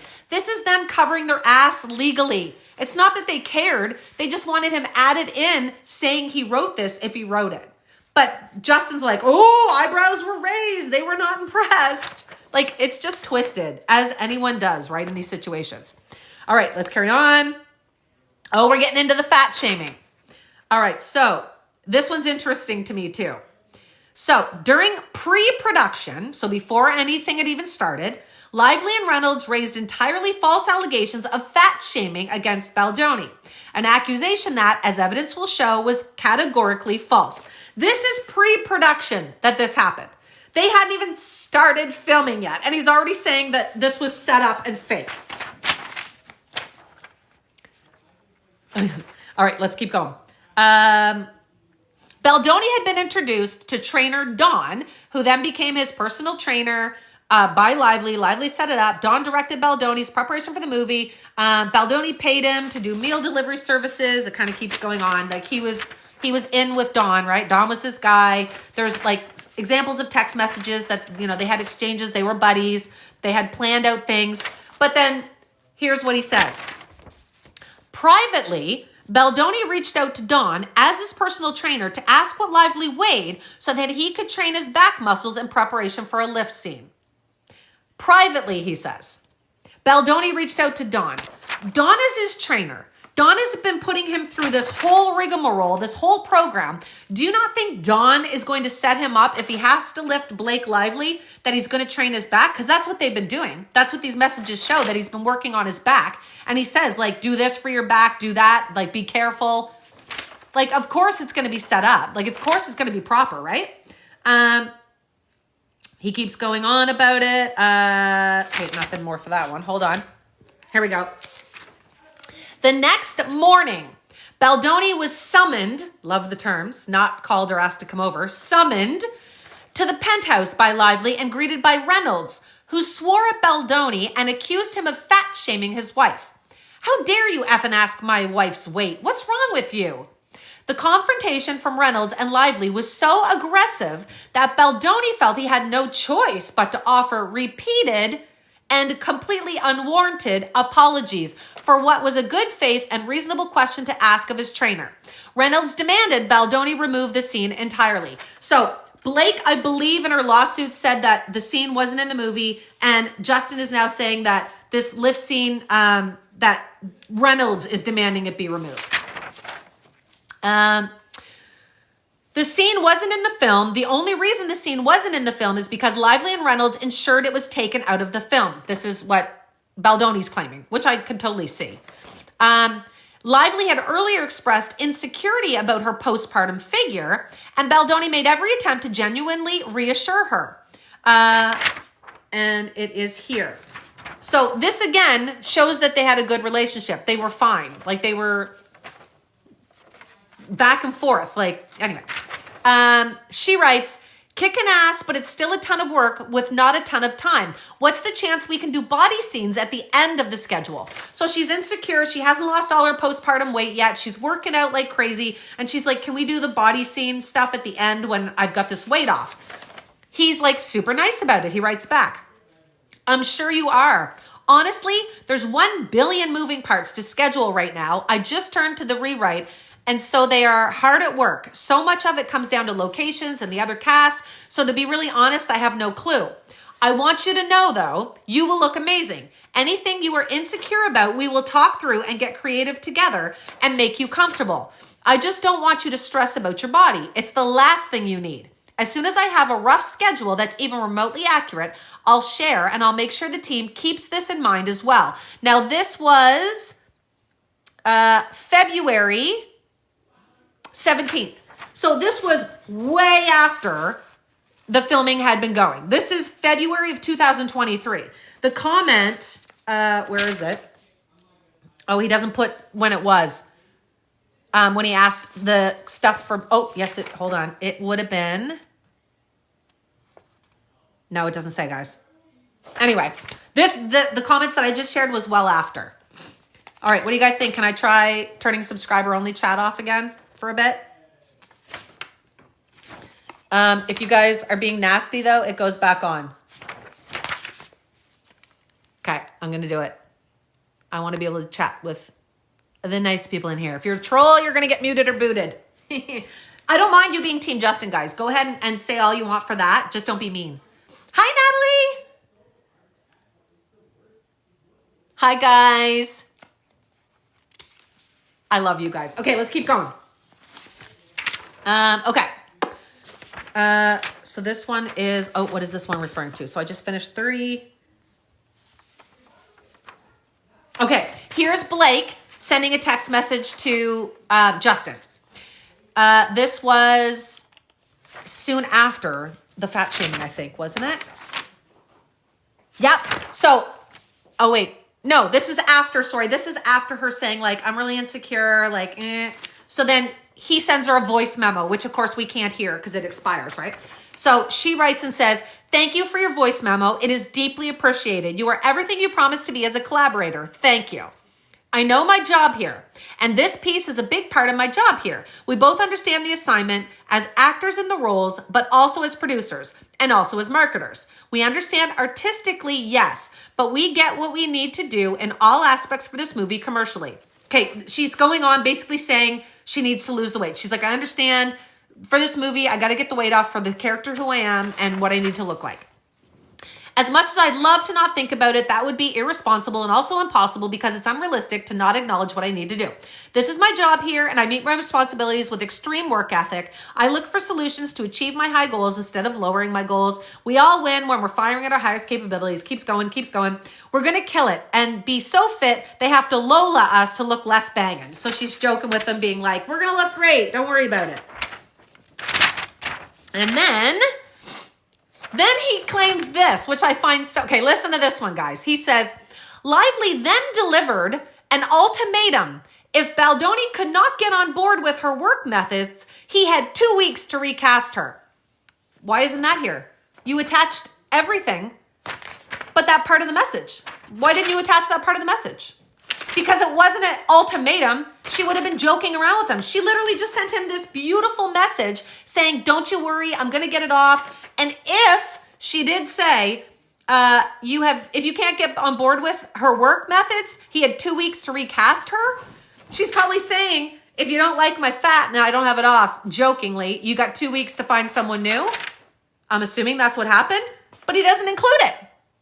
Where's that, Justin? I found that weird. Okay. Implicit in this ultimatum was a threat to destroy Baldoni's reputation and career. I'm sorry, what?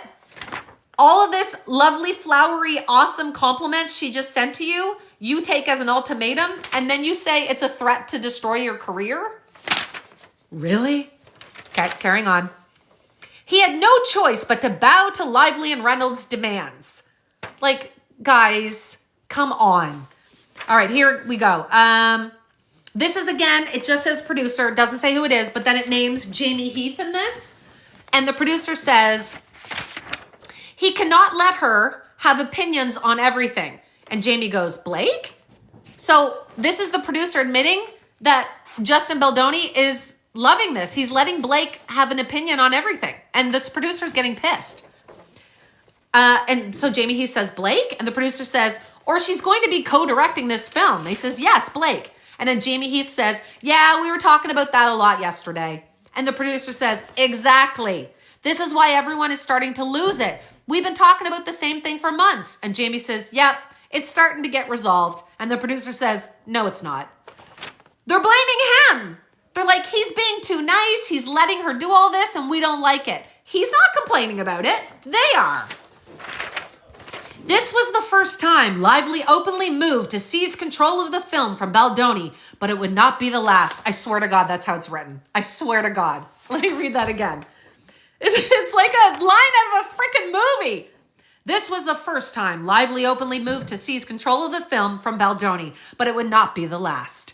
So he's saying, after she writes all of this complimentary messaging to him, saying how great he is, thank you for your voice memo, you're turning out to be the collaborator you promised, like all this nice, and then he's like, then she threatened he had 2 weeks to recast her, and its implications in this ultimatum was a threat to destroy Baldoni's reputation and career. Guys, how is anyone reading this seriously? Like, honestly, how is anyone reading this and being like, that bitch? Sorry, come on, this is BS. Hold on. Sorry, I told you guys I get fired up in this. I'm sorry. I love when someone writes blocked, and you can't write blocked to me if you block me, Jazzy. Block and keep going, darling. You don't need to drop it. You don't need to announce you're leaving. All right, carrying on, guys. Filming begins as Lively builds her takeover strategy. That's the title. That's the title of this next section. All right, first thing. Lively expressed warm gratitude for her collaboration with Baldoni on the eve of filming. So it says they were working closely together for months, it says, and there's a note here and it just says, I'm excited. So this is from Blake to Justin.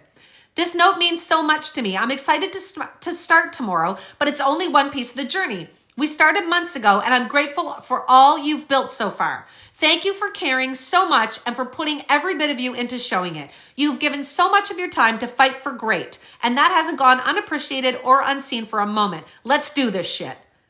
And so that's what she writes, this like awesome message, and he includes this.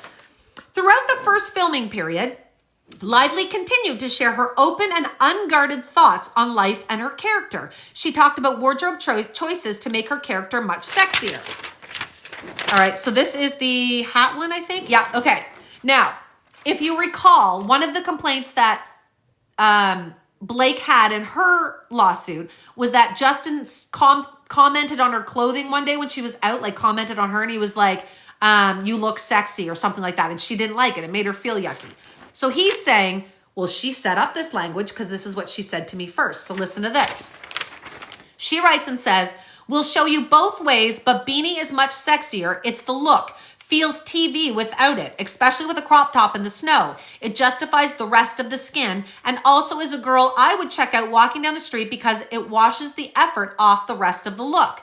So she's saying the beanie's a sexier look. We should do this, yada, yada, yada. She's not saying calling herself sexy or calling him sexy. She's using the word as like a verb, like that hat, it looks sexier. Let's go with this, like the vibe. He doesn't call a vibe or the hat sexy. He calls her sexy. It's different. Like it's her saying she sets up the language. That makes no sense. She's uncomfortable because you just called her sexy. She's allowed to be uncomfortable by that. You didn't tell her her hat looked sexy on or that the jacket was sexy. You called her sexy. And she didn't like it. Like, she's allowed to not like that. It made her feel creepy. keeps going on. He's saying Lively expressed her warm appreciation and respect for Baldoni.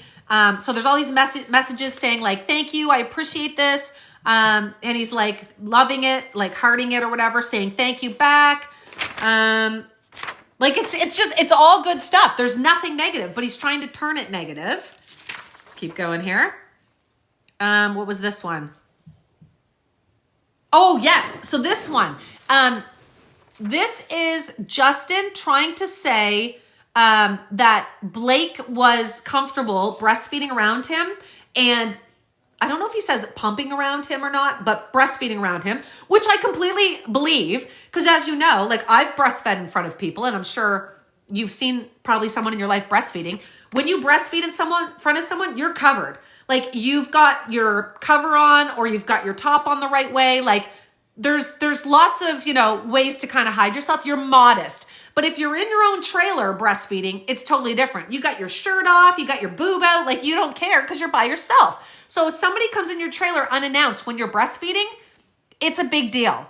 And that's speaking from me knowing. Like I've had people walk in on me when I breastfed my kids, and it's mortifying because your huge milk-filled boob is hanging out and you're breastfeeding. Like it's not comfortable for everyone. Some people don't care. She apparently did. So here's what he says.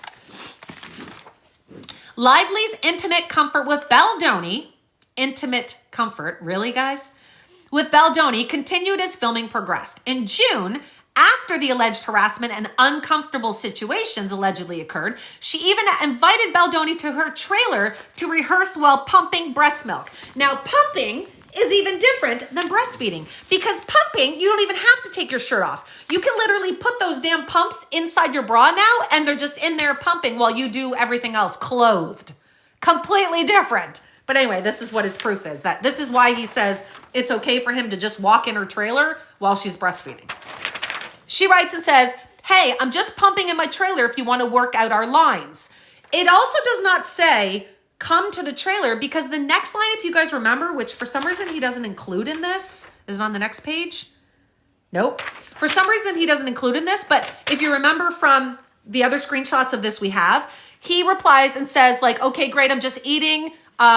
We can do it after. And she goes, no rush. And then he writes back and says, I'm done. I'll meet you at hair and makeup.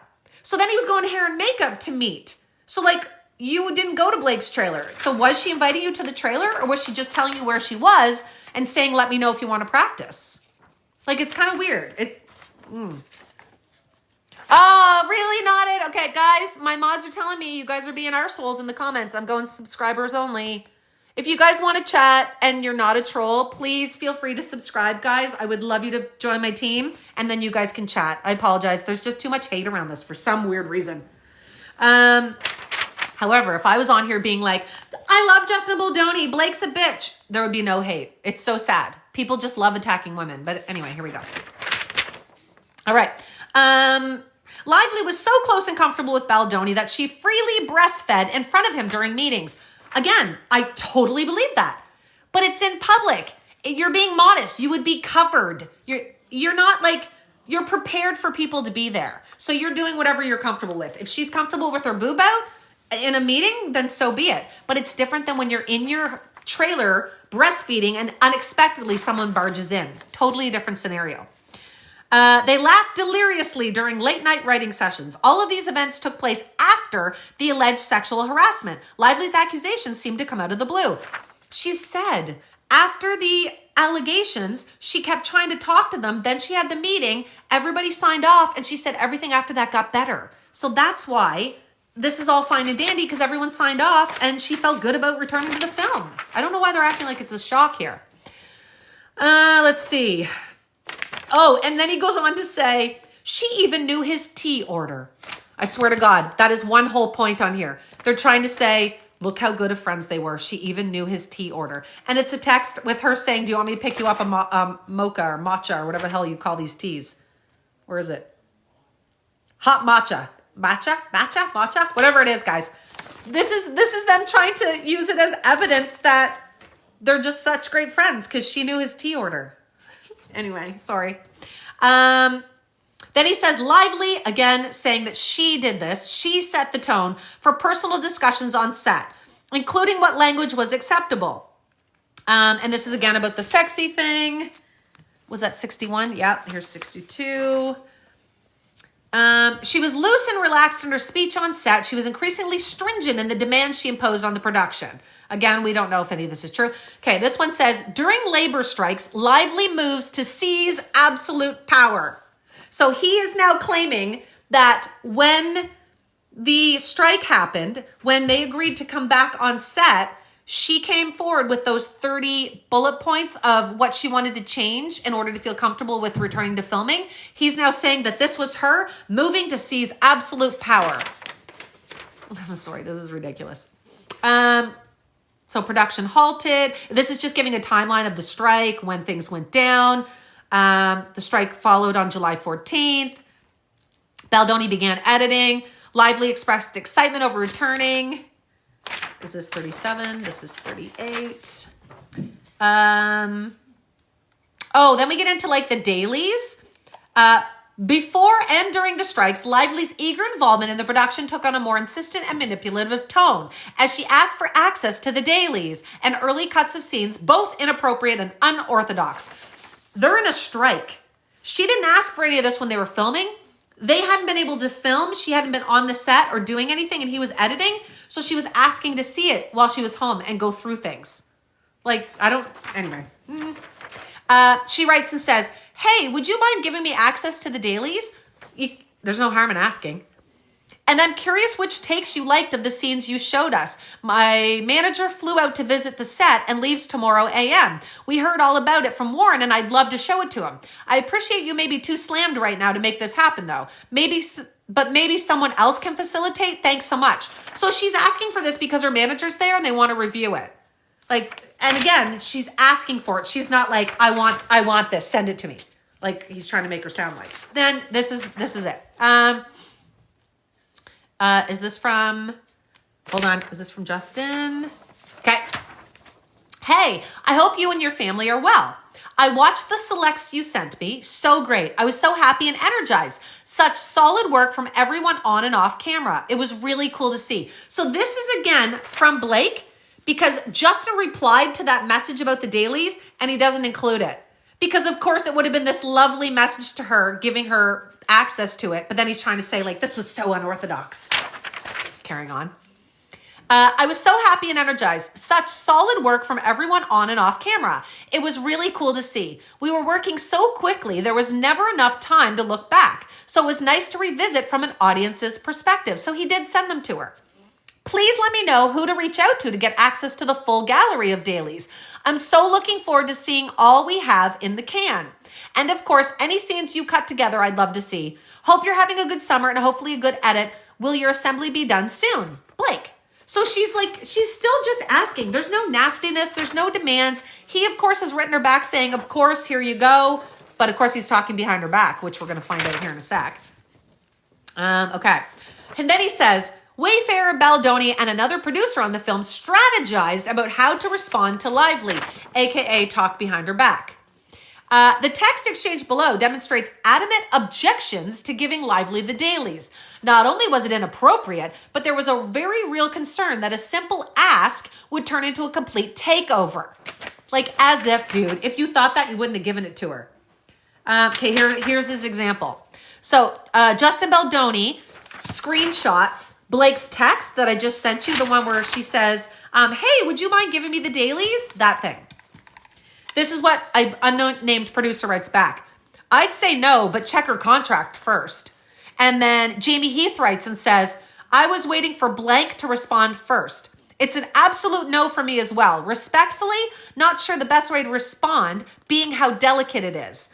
And then another producer says, I think you can either, oh wait, it goes on to the next page. Hold on.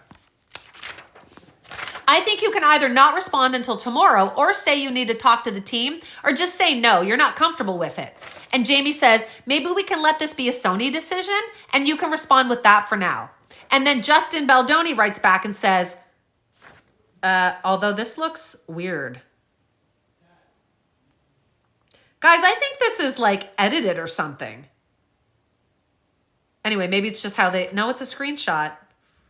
Look at this. This is what his normal text looked like, but look at this one. It looks like it's put over top of another message. Do you see what I mean? I'm coming in again if you guys can see it. Look right here. It looks like it's over top of a different message. I just noticed that. Anyway, okay, here it is. This is what he says back. He says, spoke to blank too. I think I'm just going to say yes and send her a playlist of a bunch of good takes from different scenes that last for 3 or 4 days. Blank said, no, LOL. So he says, I'm going to tell her yes. But then he says, I'm just going to appease her with like these good ones. And then the producer says, we all said no and you're going to send? And he writes back, no, she liked the idea of a playlist, no to access to all the dailies. I wasn't clear in the text. And the guy writes back and says, okay, copy. Hold on. Oh, 42 is this side. And then he writes back and says, basically, send her a playlist of what I showed her agent. And then if or when she responds and says, can you send me everything? That's what I'll say. That's when I'll say I'm not comfortable with that. Oh, my cat. Sorry, guys. Hey, monkey. That's when I'll say I'm not comfortable with that as I haven't even seen anything.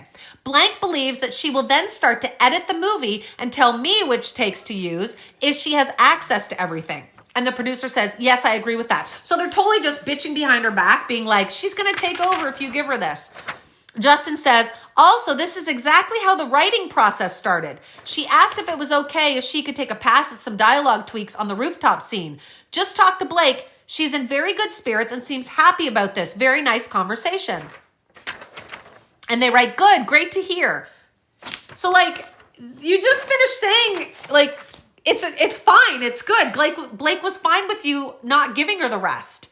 Like, how's she trying to take over the movie? Guys, do you see? I know I turned off my comments, but this is killing me. Do you not see what is wrong here? Like how they're twisting things? I don't know. I don't understand how people don't see it. Okay, we're going to keep going here. What was this one? After consulting internally as to how to respond, Baldoni politely pushes back, explaining that it was much too early in the editing process. V, thank you for subscribing. Now I can have some people chatting with me. Okay, this is what he writes her after she asks for this. Hi, sorry for the slow response. Yes, family is good. Brutal being away for so long and happy we are finally together. Lots happening, all good things overall. Had to hire new editors who I adore. They are going through everything now. And bitching behind your back, Blake. Anyway, carry on. I'm so happy you felt energized by what you saw. Your performance is really, really beautiful. Stunning, actually. R.E. the Dailies. Obviously, you know I want your input. Again, encouraging her.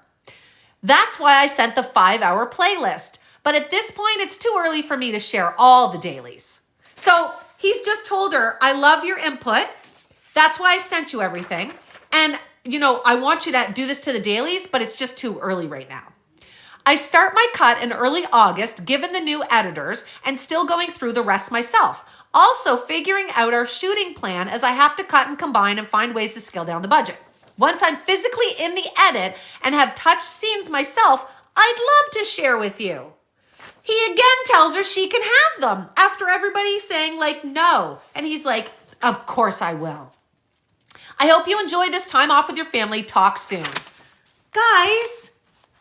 Oh, Venus says it's very, very normal to ask for dailies. Every department does that. I worked in costumes. Thank you, Venus. Gary, thank you for subscribing. He has no backbone, thus wanting Sony to make the decision. Yes, he's got no backbone. And if he was feeling that Blake was taking over, he never said it. So how would she have known?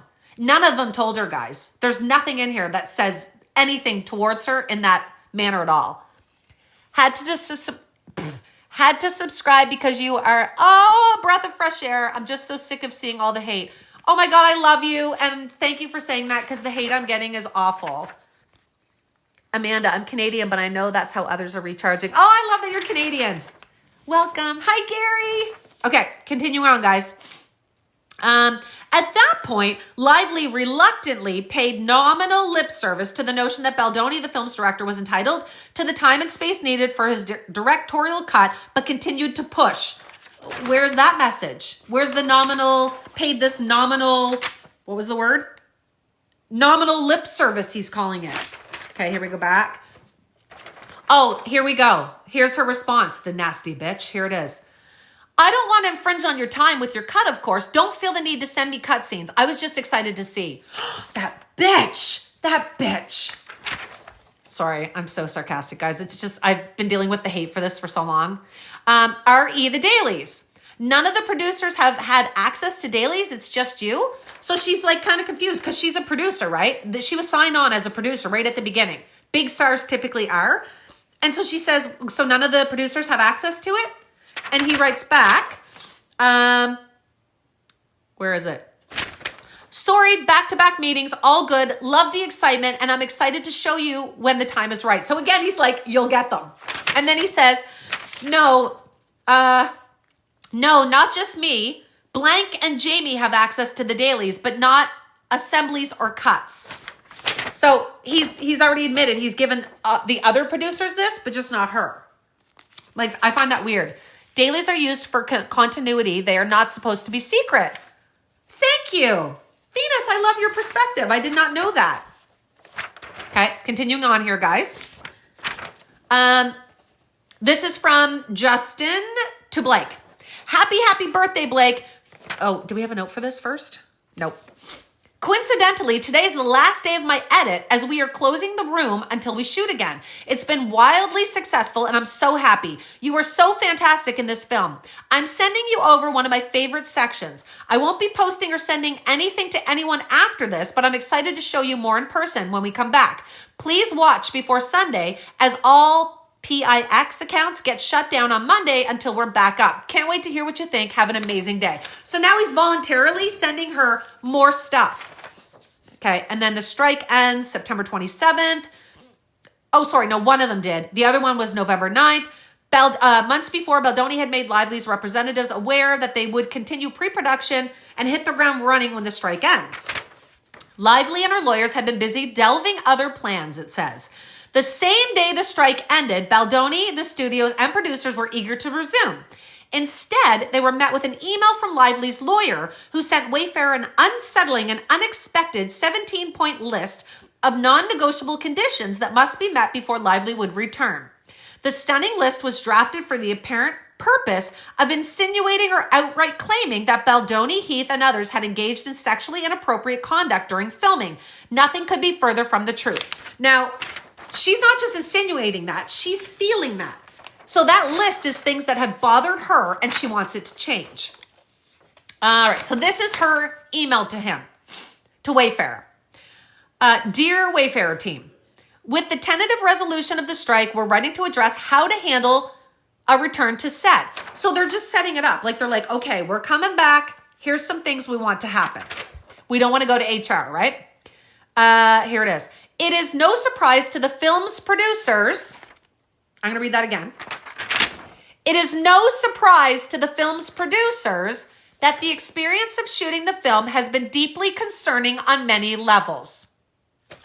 Right there in writing. She has already gone to the producers, Justin, Jamie, whoever else, complaining about this. And she's admitted to that. And now it's right here in writing. So it's no surprise to the film's producers that the experience of shooting the film has been deeply concerning on many levels. The complaints of our client and others have been repeatedly conveyed and well documented throughout pre-production and photography. Again, listen again. The complaints of our client and others have been repeatedly conveyed and well documented. We're going to see all of this, guys, in court. Okay? We're going to see all of this. If it's well documented and repeatedly conveyed, we're going to hear all of this. And it specifically says from our client and others. Other people on this set were complaining as well, and production knew. Okay, carrying on. What does it say here? While we reserve all legal rights, at this stage, our client is willing to forego a more formal HR process in favor of everyone returning to work and finishing the film as long as the set is safe moving forward. So this is her reaching out, like, what, the olive branch, I guess we'll say, being like, listen, I'm not going to go to HR as long as we deal with this. Like, let's get this fixed. In order for our client to feel safe returning to the production, we are attaching a list of protections that will need to be guaranteed and observed by the film's producers. If the production is unwilling to accept or uphold these, our client is prepared to pursue her full legal rights and remedies. This letter is not intended to constitute a full statement of all facts or circumstances. It's blah, blah, blah, blah, like it's just legal jargon.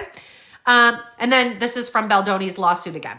Both Wayfair and Sony attempted to revise the document to make it factually accurate and sent comments through Wayfair's attorney, but Lively's counsel's response made it clear that the list was not open for negotiation. So they were trying to be like, okay, yeah, we'll do this and this, but can we tweak this and wording for that? And they came back and they were like, no, like this is Blake and others' perspective. This is how it needs to go down. So they write back and say, the list we provided was not intended as a starting point for a negotiation. Rather, it is a set of protections that needs to be in place in order for our client to return to work. Please let us know as soon as possible whether Wayfair will agree to accept all the protections included in our original communication. With the following additional clarifications. So they did add a couple things, even though he says they wouldn't, they did add this. Number 14, in addition to the stunt double, Wayfair to engage Blake Lively approved body doubles for both characters for all simulated sex scenes. So she wants a body double. She's not comfortable doing it anymore. 15, this requirement applies to any future filming as well as to any footage that has already been shot. We'll go back when we read the list on what 15 is. And 16, we can limit this requirement to scenes involving nudity, partial nudity, and or simulated sex. So they agreed with it. They're like, yeah, we can change this. So that was for 16. And I think that was for the intimacy coordinator, but we'll have to check. Thank you. Then Baldoni's lawsuit goes on. It was clear that Wayfair would have to sign the document as is, despite the falsity of its insinuations. The alternative was to lose millions of dollars, cost hundreds of people their jobs, blah, blah, blah.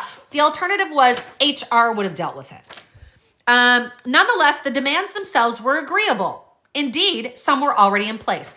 So they're admitting everything was fine. We'll sign it if it's going to make her comfortable. Okay.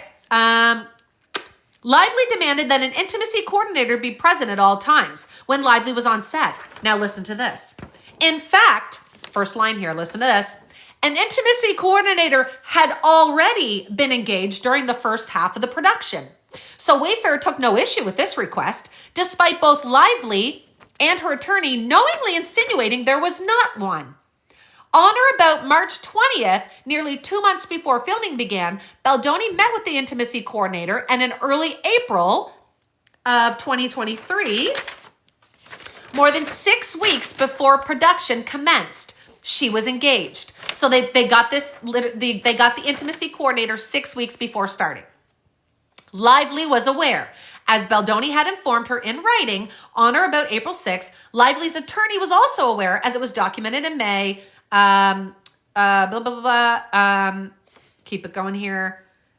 So the nudity rider. So we got a thing. So I hope you had a good weekend. Attaching here is Blake's nudity rider for your review that has been approved by SAG intimacy coordinators, blah, blah. So this is from Wayfair's counsel to Lively's counsel. So they're assuring that she now has this nudity rider. So what this is apparently is a piece of approved cloth to hide your genitals in nudity scenes to make it look like you're nude, but you're not really, like you're covered up a bit.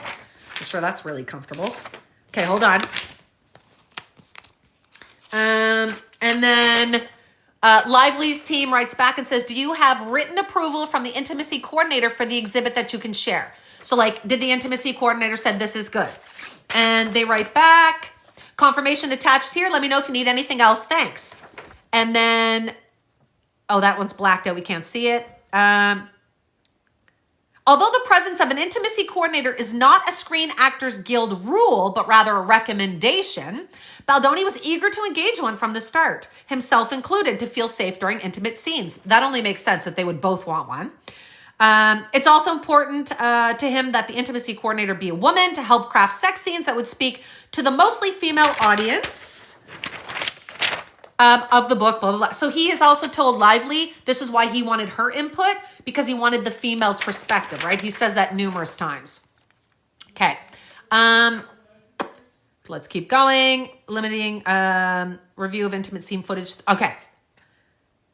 Given that this was already standard practice, blah, blah, blah, Wayfair agreed to sign this demand. For clarity, no intimacy. Here it is again. For clarity, no intimacy scenes were even shot prior to November 9th. Therefore, under no circumstances did Lively shoot intimate scenes without a nudity rider as suggested in her complaint, and production did not violate SAGA. Okay, are you hearing that? He's calling her a liar. He's saying that's not true, that didn't happen. And then he goes on to say it did. Listen. The one simulated nude scene filmed prior to the strike. So he just went on saying this didn't happen. That's not true. Except this one scene. The one scene simulated nude scene filmed prior to the strike was a scene that Lively wrote. So now he's excusing it, saying Lively wrote this. Continuing. Knew of in advance and directed the action for, and she never requested a nudity rider or intimacy coordinator for that scene. I'm dropping the mic. He just said nothing was ever filmed. We never did that. There was always an intimacy coordinator, blah, blah, blah. Except that one scene before the strike. And then he tries to blame Blake for it. He says, Lively wrote it, knew of it in advance, directed it, never requested a nudity rider or an intimacy coordinator.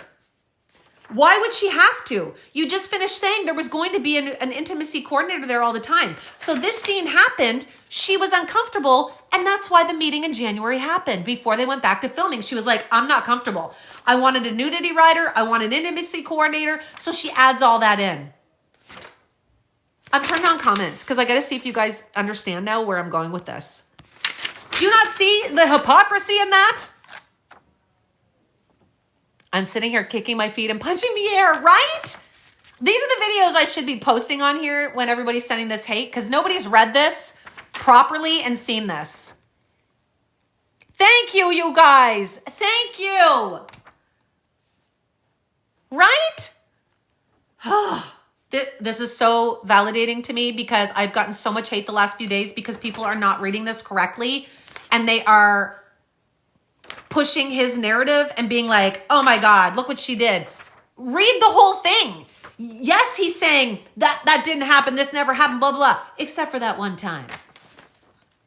That one time is all it took. And then the strike happened. And then she had the meeting because of that one time. If she wrote it, why would she be uncomfortable? Because she didn't write it. They're saying she wrote it. What scene is it? They weren't naked on the rooftop scene. That's the scene that he claims she wrote. I'm sure she had a hand in that, but she didn't write it. It was all written. The script was all written beforehand. They just tweak it, right? And add like flourishes. Okay, I'm going to keep going here, guys. Mods, please let me know if I have to turn comments off again if it gets hate. But I'm hoping you guys can stay and talk with me. I'll try and I ignore the trolls, but it's just you guys. I don't want you guys seeing all the hate and dealing with it. Okay, hold on. Let's keep going. Okay.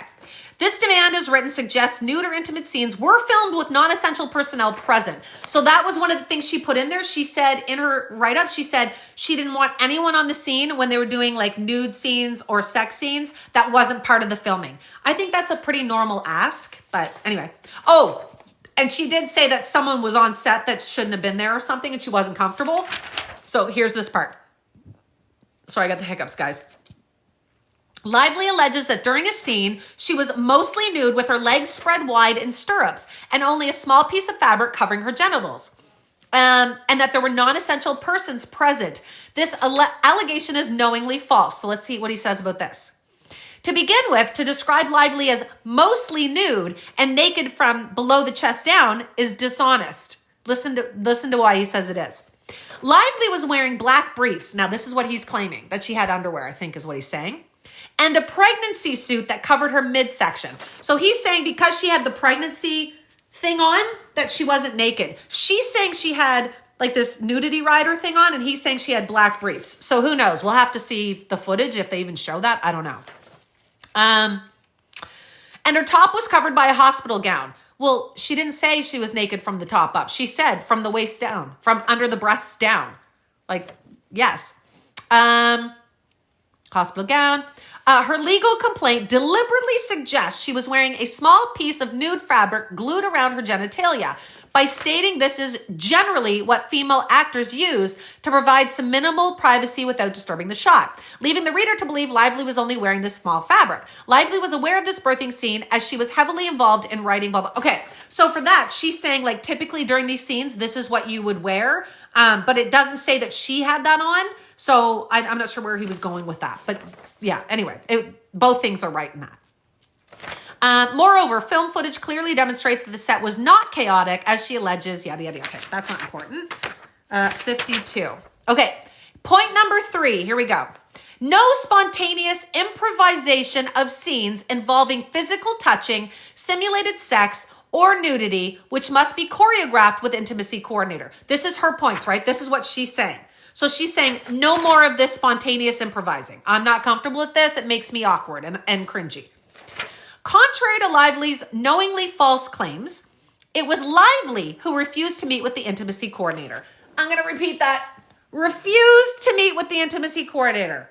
Keep that in mind. Okay? To plan out scenes.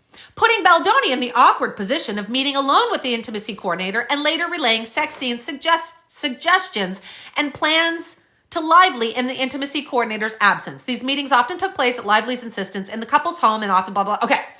He's trying to say that she refused to meet with the intimacy coordinator, but yet he attaches her exact message here, and let me read it. Oh God, it's small. He says, just hired intimacy coordinator who I love, uppercase, will set you up to meet with her next week for an intro. This is 6 weeks before anything has started. They're not working yet.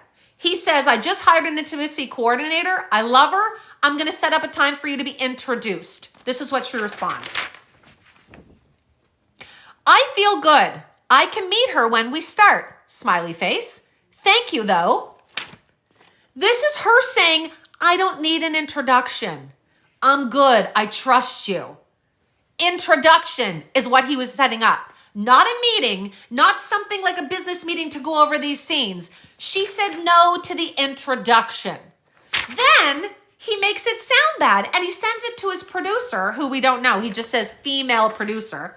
And he says, just wanted to tell you about this. Seems she doesn't want to meet intimacy coordinator until we start.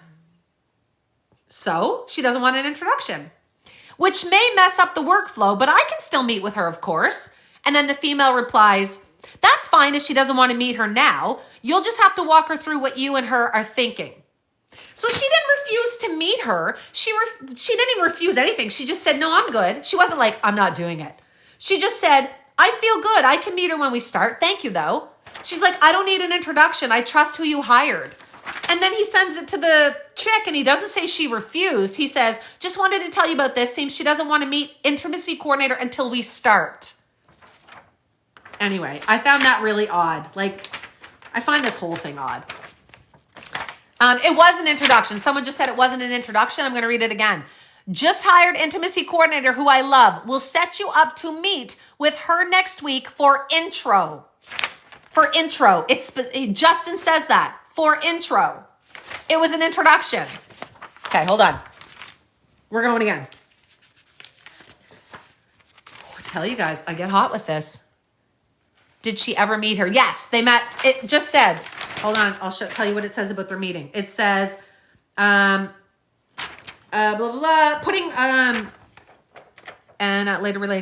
later relaying sex scene suggestions and plans to Lively in the intimacy coordinator's absence. So then he says, these meetings often took place at Lively's insistence in the couple's home and often while Lively's husband was present. Lively's method of work was unconventional and uncomfortable for Baldoni. To suggest Baldoni was the one who created this scenario is knowingly false. So they had these meetings about the sex scenes at her place with Ryan, because I'm assuming she felt more comfortable having her husband there when they were talking over the sex scenes with Justin Baldoni. But yes, and the intimacy coordinator. That would have been all part of it, right? Okay, hold on. As a result, many sex scenes were not written with simultaneous collaboration and input from both Lively and the intimacy coordinator, as Baldoni had long intended. Oh, look at him wanting her to write scenes again. In the end, Lively rejected all of the intimacy coordinator's proposals to rewrite the scenes herself. I can't wait to hear from the intimacy coordinator because I know nothing about intimacy coordinators and how they work with writing scenes, but as far as I know, they don't write the scenes. They help coach you when you're doing them and being like, this will look more realistic. This will look better. Like, it's like a choreographer, right? They don't write the scene and what happens, as far as my understanding, but it'll be interesting to hear from whoever this intimacy coordinator was. And then it says, most egregiously, Lively later used these circumstances created entirely by her to accuse Baldoni of insisting Lively do uncomfortable or gratuitous scenes that were in fact proposed by the intimacy coordinator and by all accounts very typically asked of any actor performing simulated sex scenes. So as you guys know, one was to have a climax on camera, and Blake's response was, I'm too old for that scene. And they laughed about it, and he was like, yeah, okay. And these are all handwritten notes from him, and he claims that that's proof the intimacy coordinator planned it, but it's his handwriting from his meeting with the intimacy coordinator. So my guess is it's his suggestions, and she's telling him how to work it. One of the other scenes was, where is it here? Have a climax on camera. Baldoni reader notes from the interview. Oh no. And she says, oh no, I'm too old for that. And Baldoni offered another suggestion instead. And then they moved on. So that was fine. And she says that in her, exactly what she says in her lawsuit. Lively later's complaint sheds light on what this point was alluding to, which blah, blah, blah. Production was filming a romance montage of Lily and Ryle on their date. One of the producers played music to set the mood so the characters could slow dance. Lively, consistently unable to take direction, not what it looked like to me. The two of them were out of cast, but anyway, or out of character. Insisted she really liked the idea of the characters constantly talking because, as she described, she and her husband like to talk, blah, blah. Okay, this is talking about the scene that was just leaked. The scene that was just leaked, Blake is in that saying, I think we should talk. I think it's romantic for couples to like, you know, while they're slow dancing to like be engrossed in conversation. It's romantic. And he's like, I think we should stare into each other's eyes. Guys, to me, she's uncomfortable. She doesn't want to stare into his eyes. She's awkward. She's doing awkward laughing. He's like, let's just do this. And then they try to stare into each other's eyes, and then she breaks off and she's like, oh, we're so nosy. Like, if you don't want to read the comments, oh, thanks, Laura. Yeah, guys, if there's trolls in here and you're not liking it, just turn the comments off. But I would love your comments if you're not trolling, because I want to chat about it. Okay, hold on. They're joking, and he says, I always stare into my wife's eyes. And she's like, oh, that's great. She's like, Ryan and I talk all the time. Like, we can't shut up. Like, we love talking. And he's like, oh, I think that's cute. And she's like, I think it's more than cute. Like, I just find her so awkward in that. I wish you guys would go watch it again after reading the stuff we've just read through and knowing what we know through. Like, this is a moment she's uncomfortable. Like, this is her being uncomfortable in this situation. And for whatever reason, if it's because she thought he was a creep, if they didn't like him, I don't know, but she's uncomfortable, right? All right. Lively continued to arguing and tried to direct him for the scene. In my opinion, that's not what happened. They were having a discussion of how the scene should go. He's not telling her to do something. She's not telling him. They're like discussing how it should look. Like, he just twists it, makes it sound so like that she's a bitch and controlling. But anyway, says Lively continued to break character and speak as herself rather than Lily. That's her accusation against him as well. Neither of them were acting as character. They were both talking about their personal lives. Lively apologized for the smell of her spray tan. Oh, so this part. Closely confused. Who was trying to balance directing the scene, blah, blah, blah.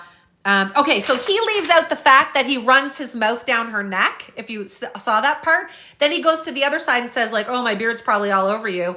And then he goes to do it on this side, and she goes, oh, you're probably getting my spray tan all over you. And this is what he says. He doesn't include the neck part. He says, Lively apologized for the smell of her spray tan and body makeup. Baldoni responded, it smells good, and continued acting, slow dancing as he believed his character would with his partner.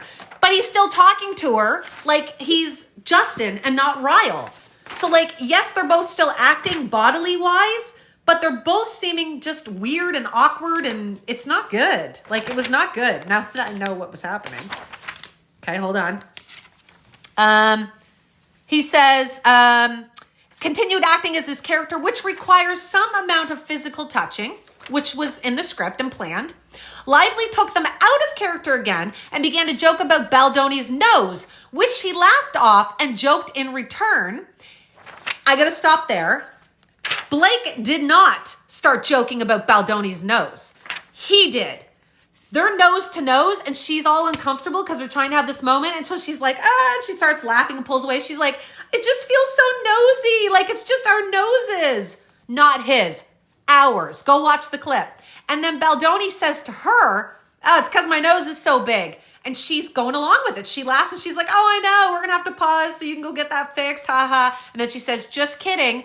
And then he says, that's why we hired Jenny Slate, because her nose matches mine. If you thought she was making fun of your nose because it's ugly, why would you turn around and do it to Jenny Slate? Like, hypocrite. You're accusing her now of body shaming you, saying she made fun of your nose, which she didn't. He did. And then you went and made fun of Jenny Slate's nose. I wonder how Jenny Slate feels watching that clip now and hearing that. Like, I'm sure that made her feel real good. Now, again, I've got to say this.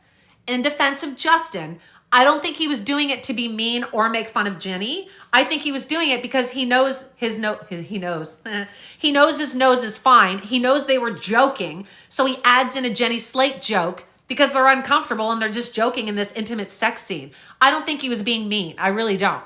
But he's trying to say that Blake was being mean. So if he's saying Blake was being mean, then he was being way more mean because he's the one who started it. He made fun of his own nose. She goes along with him and then he makes fun of Jenny. We're still talking about the nose, aren't we? Jokingly, plastic surgery, blah, blah, blah. Baldoni was wearing a microphone and the entire exchange is on camera. Any suggestions as the scene was filmed in any other he says, Lively incorrectly alleges that this scene was filmed without sound. That is exactly what it was. They have hot mics at all times on set. She knew the mic was hot, but that scene with the filming of the slow dance, there's no sound like in the movie. It was just going to be the music. You're not going to hear them talking. It was for a slow-mo like montage thing of them like slow dancing at the bar that night when the game was on. There's no sound being recorded for the movie is what she was obviously saying, and he knows that. He's just trying to make her sound like a liar and pick up everything apart in here. If it wasn't Blake, would all you people who are pro-Justin feel the same way? Yeah, true. I know a lot of people are saying they didn't like Blake Lively, but honestly, I feel like it's just people tearing down a woman and not believing her claims because they think she's a bitch and a mean girl and tried to take over Justin's movie, which it's so clearly obvious she didn't. And he was encouraging her to do all of this and then trying to say that, oh, I felt pressured. Come on. Okay, keep going. Moreover, it was Lively who engaged in unchoreographed kissing scenes. One scene, again captured on camera, exhibits Lively pulling Baldoni in to kiss her. It is clear Lively was initiating unchoreographed kissing. She said in one of her interviews, something like someone said, oh, I saw this scene that you were choreographing. You were showing them how to pull you in. And she's like, how'd you see that? And they're like, oh, it was leaked or whatever. And she's like, just so you know, I shouldn't have to be doing that. It should have been an intimacy coordinator on set and there wasn't. So that is, again, her saying at that time, there was no intimacy coordinator there. Like she was doing this. It wasn't choreographed. So that is a kissing scene that is in the script. Everybody knows that's when they kiss, but she's showing them how to do it. She's like, you have to pull me in. You got to make it look passionate. Anywho, tries to turn it on her, blah, blah, blah. While Lively now takes issue with any innocuous improvisation by Baldoni, which I do believe. I don't think he was like trying to molest her or anything by any means. I think she was just now uncomfortable with the scenes because of where their relationship went. While Lively now takes issues, blah, blah, blah. If no one was supposed to improvise, Baldoni would have no way of knowing based on Lively's own actions. Lively demonstrated again and again that this was a normal and acceptable part of filming romantic scenes. Guys, they improvise tons in this. That's what they do. Getting him to pull her in, that's fine. The dancing scene, twirling her around, I'm sure that was probably improvised. She doesn't have issues with that. What she had an issue with was him running his lips down her neck, playing with her lip, saying you smell good or it smells good while he's down nuzzling her. That's what she wasn't liking. Like it made her uncomfortable. She was fine with the other stuff. Lively also complains that there was inappropriate and improvised kissing during the first period of filming before the strike break. But in fact, the only two kissing scenes filmed during the initial filming period were both scenes that included kisses as written in the script. These kissing scenes were not improvised. Yes, but he changed it. She was saying like he added it, he bit her lip and stuff like that. If you recall, that's what she wasn't liking. Like he was getting a little too into it and she just didn't like it. And she wasn't suing him at this point. She wasn't going to HR. She was simply saying, I'm not comfortable with this. Can we make some changes? Like, I want to have the intimacy coordinator at all times during these scenes from now on. Like, I want everything choreographed. I don't want you going off script. It doesn't make me comfortable. Like, she's just expressing her feelings. And I think that's why the two of them continued to have a fairly good relationship through the rest of the filming, is because she didn't go to HR. She was like, guys, I'm uncomfortable. Can we do these things? We are now up to point number 4, but it is now 9:30 my time and I have to work in the morning. So unfortunately, we are going to have to put a pin in it and finish this tomorrow night. Thank you so much to everybody who has been in here and has had kind comments for this. If you're trolls, thanks for the attention, I guess. I don't know. But the reason I have to turn sub only on is I don't want you guys triggered. I'm used to the hate, unfortunately, on here. I get it every day. When people don't agree with something you post, they can be nasty, and that's just the way it is. I cannot, for the life of me, though, figure out why this is turning into the way it is. I feel like we have just gone back 40 years to where a woman comes out and says, listen, I was feeling uncomfortable doing this. I considered this almost sexual harassment. This is what happened to me. And everybody starts calling her a mean girl, a bossy bitch, everything else. Oh, thanks, darling.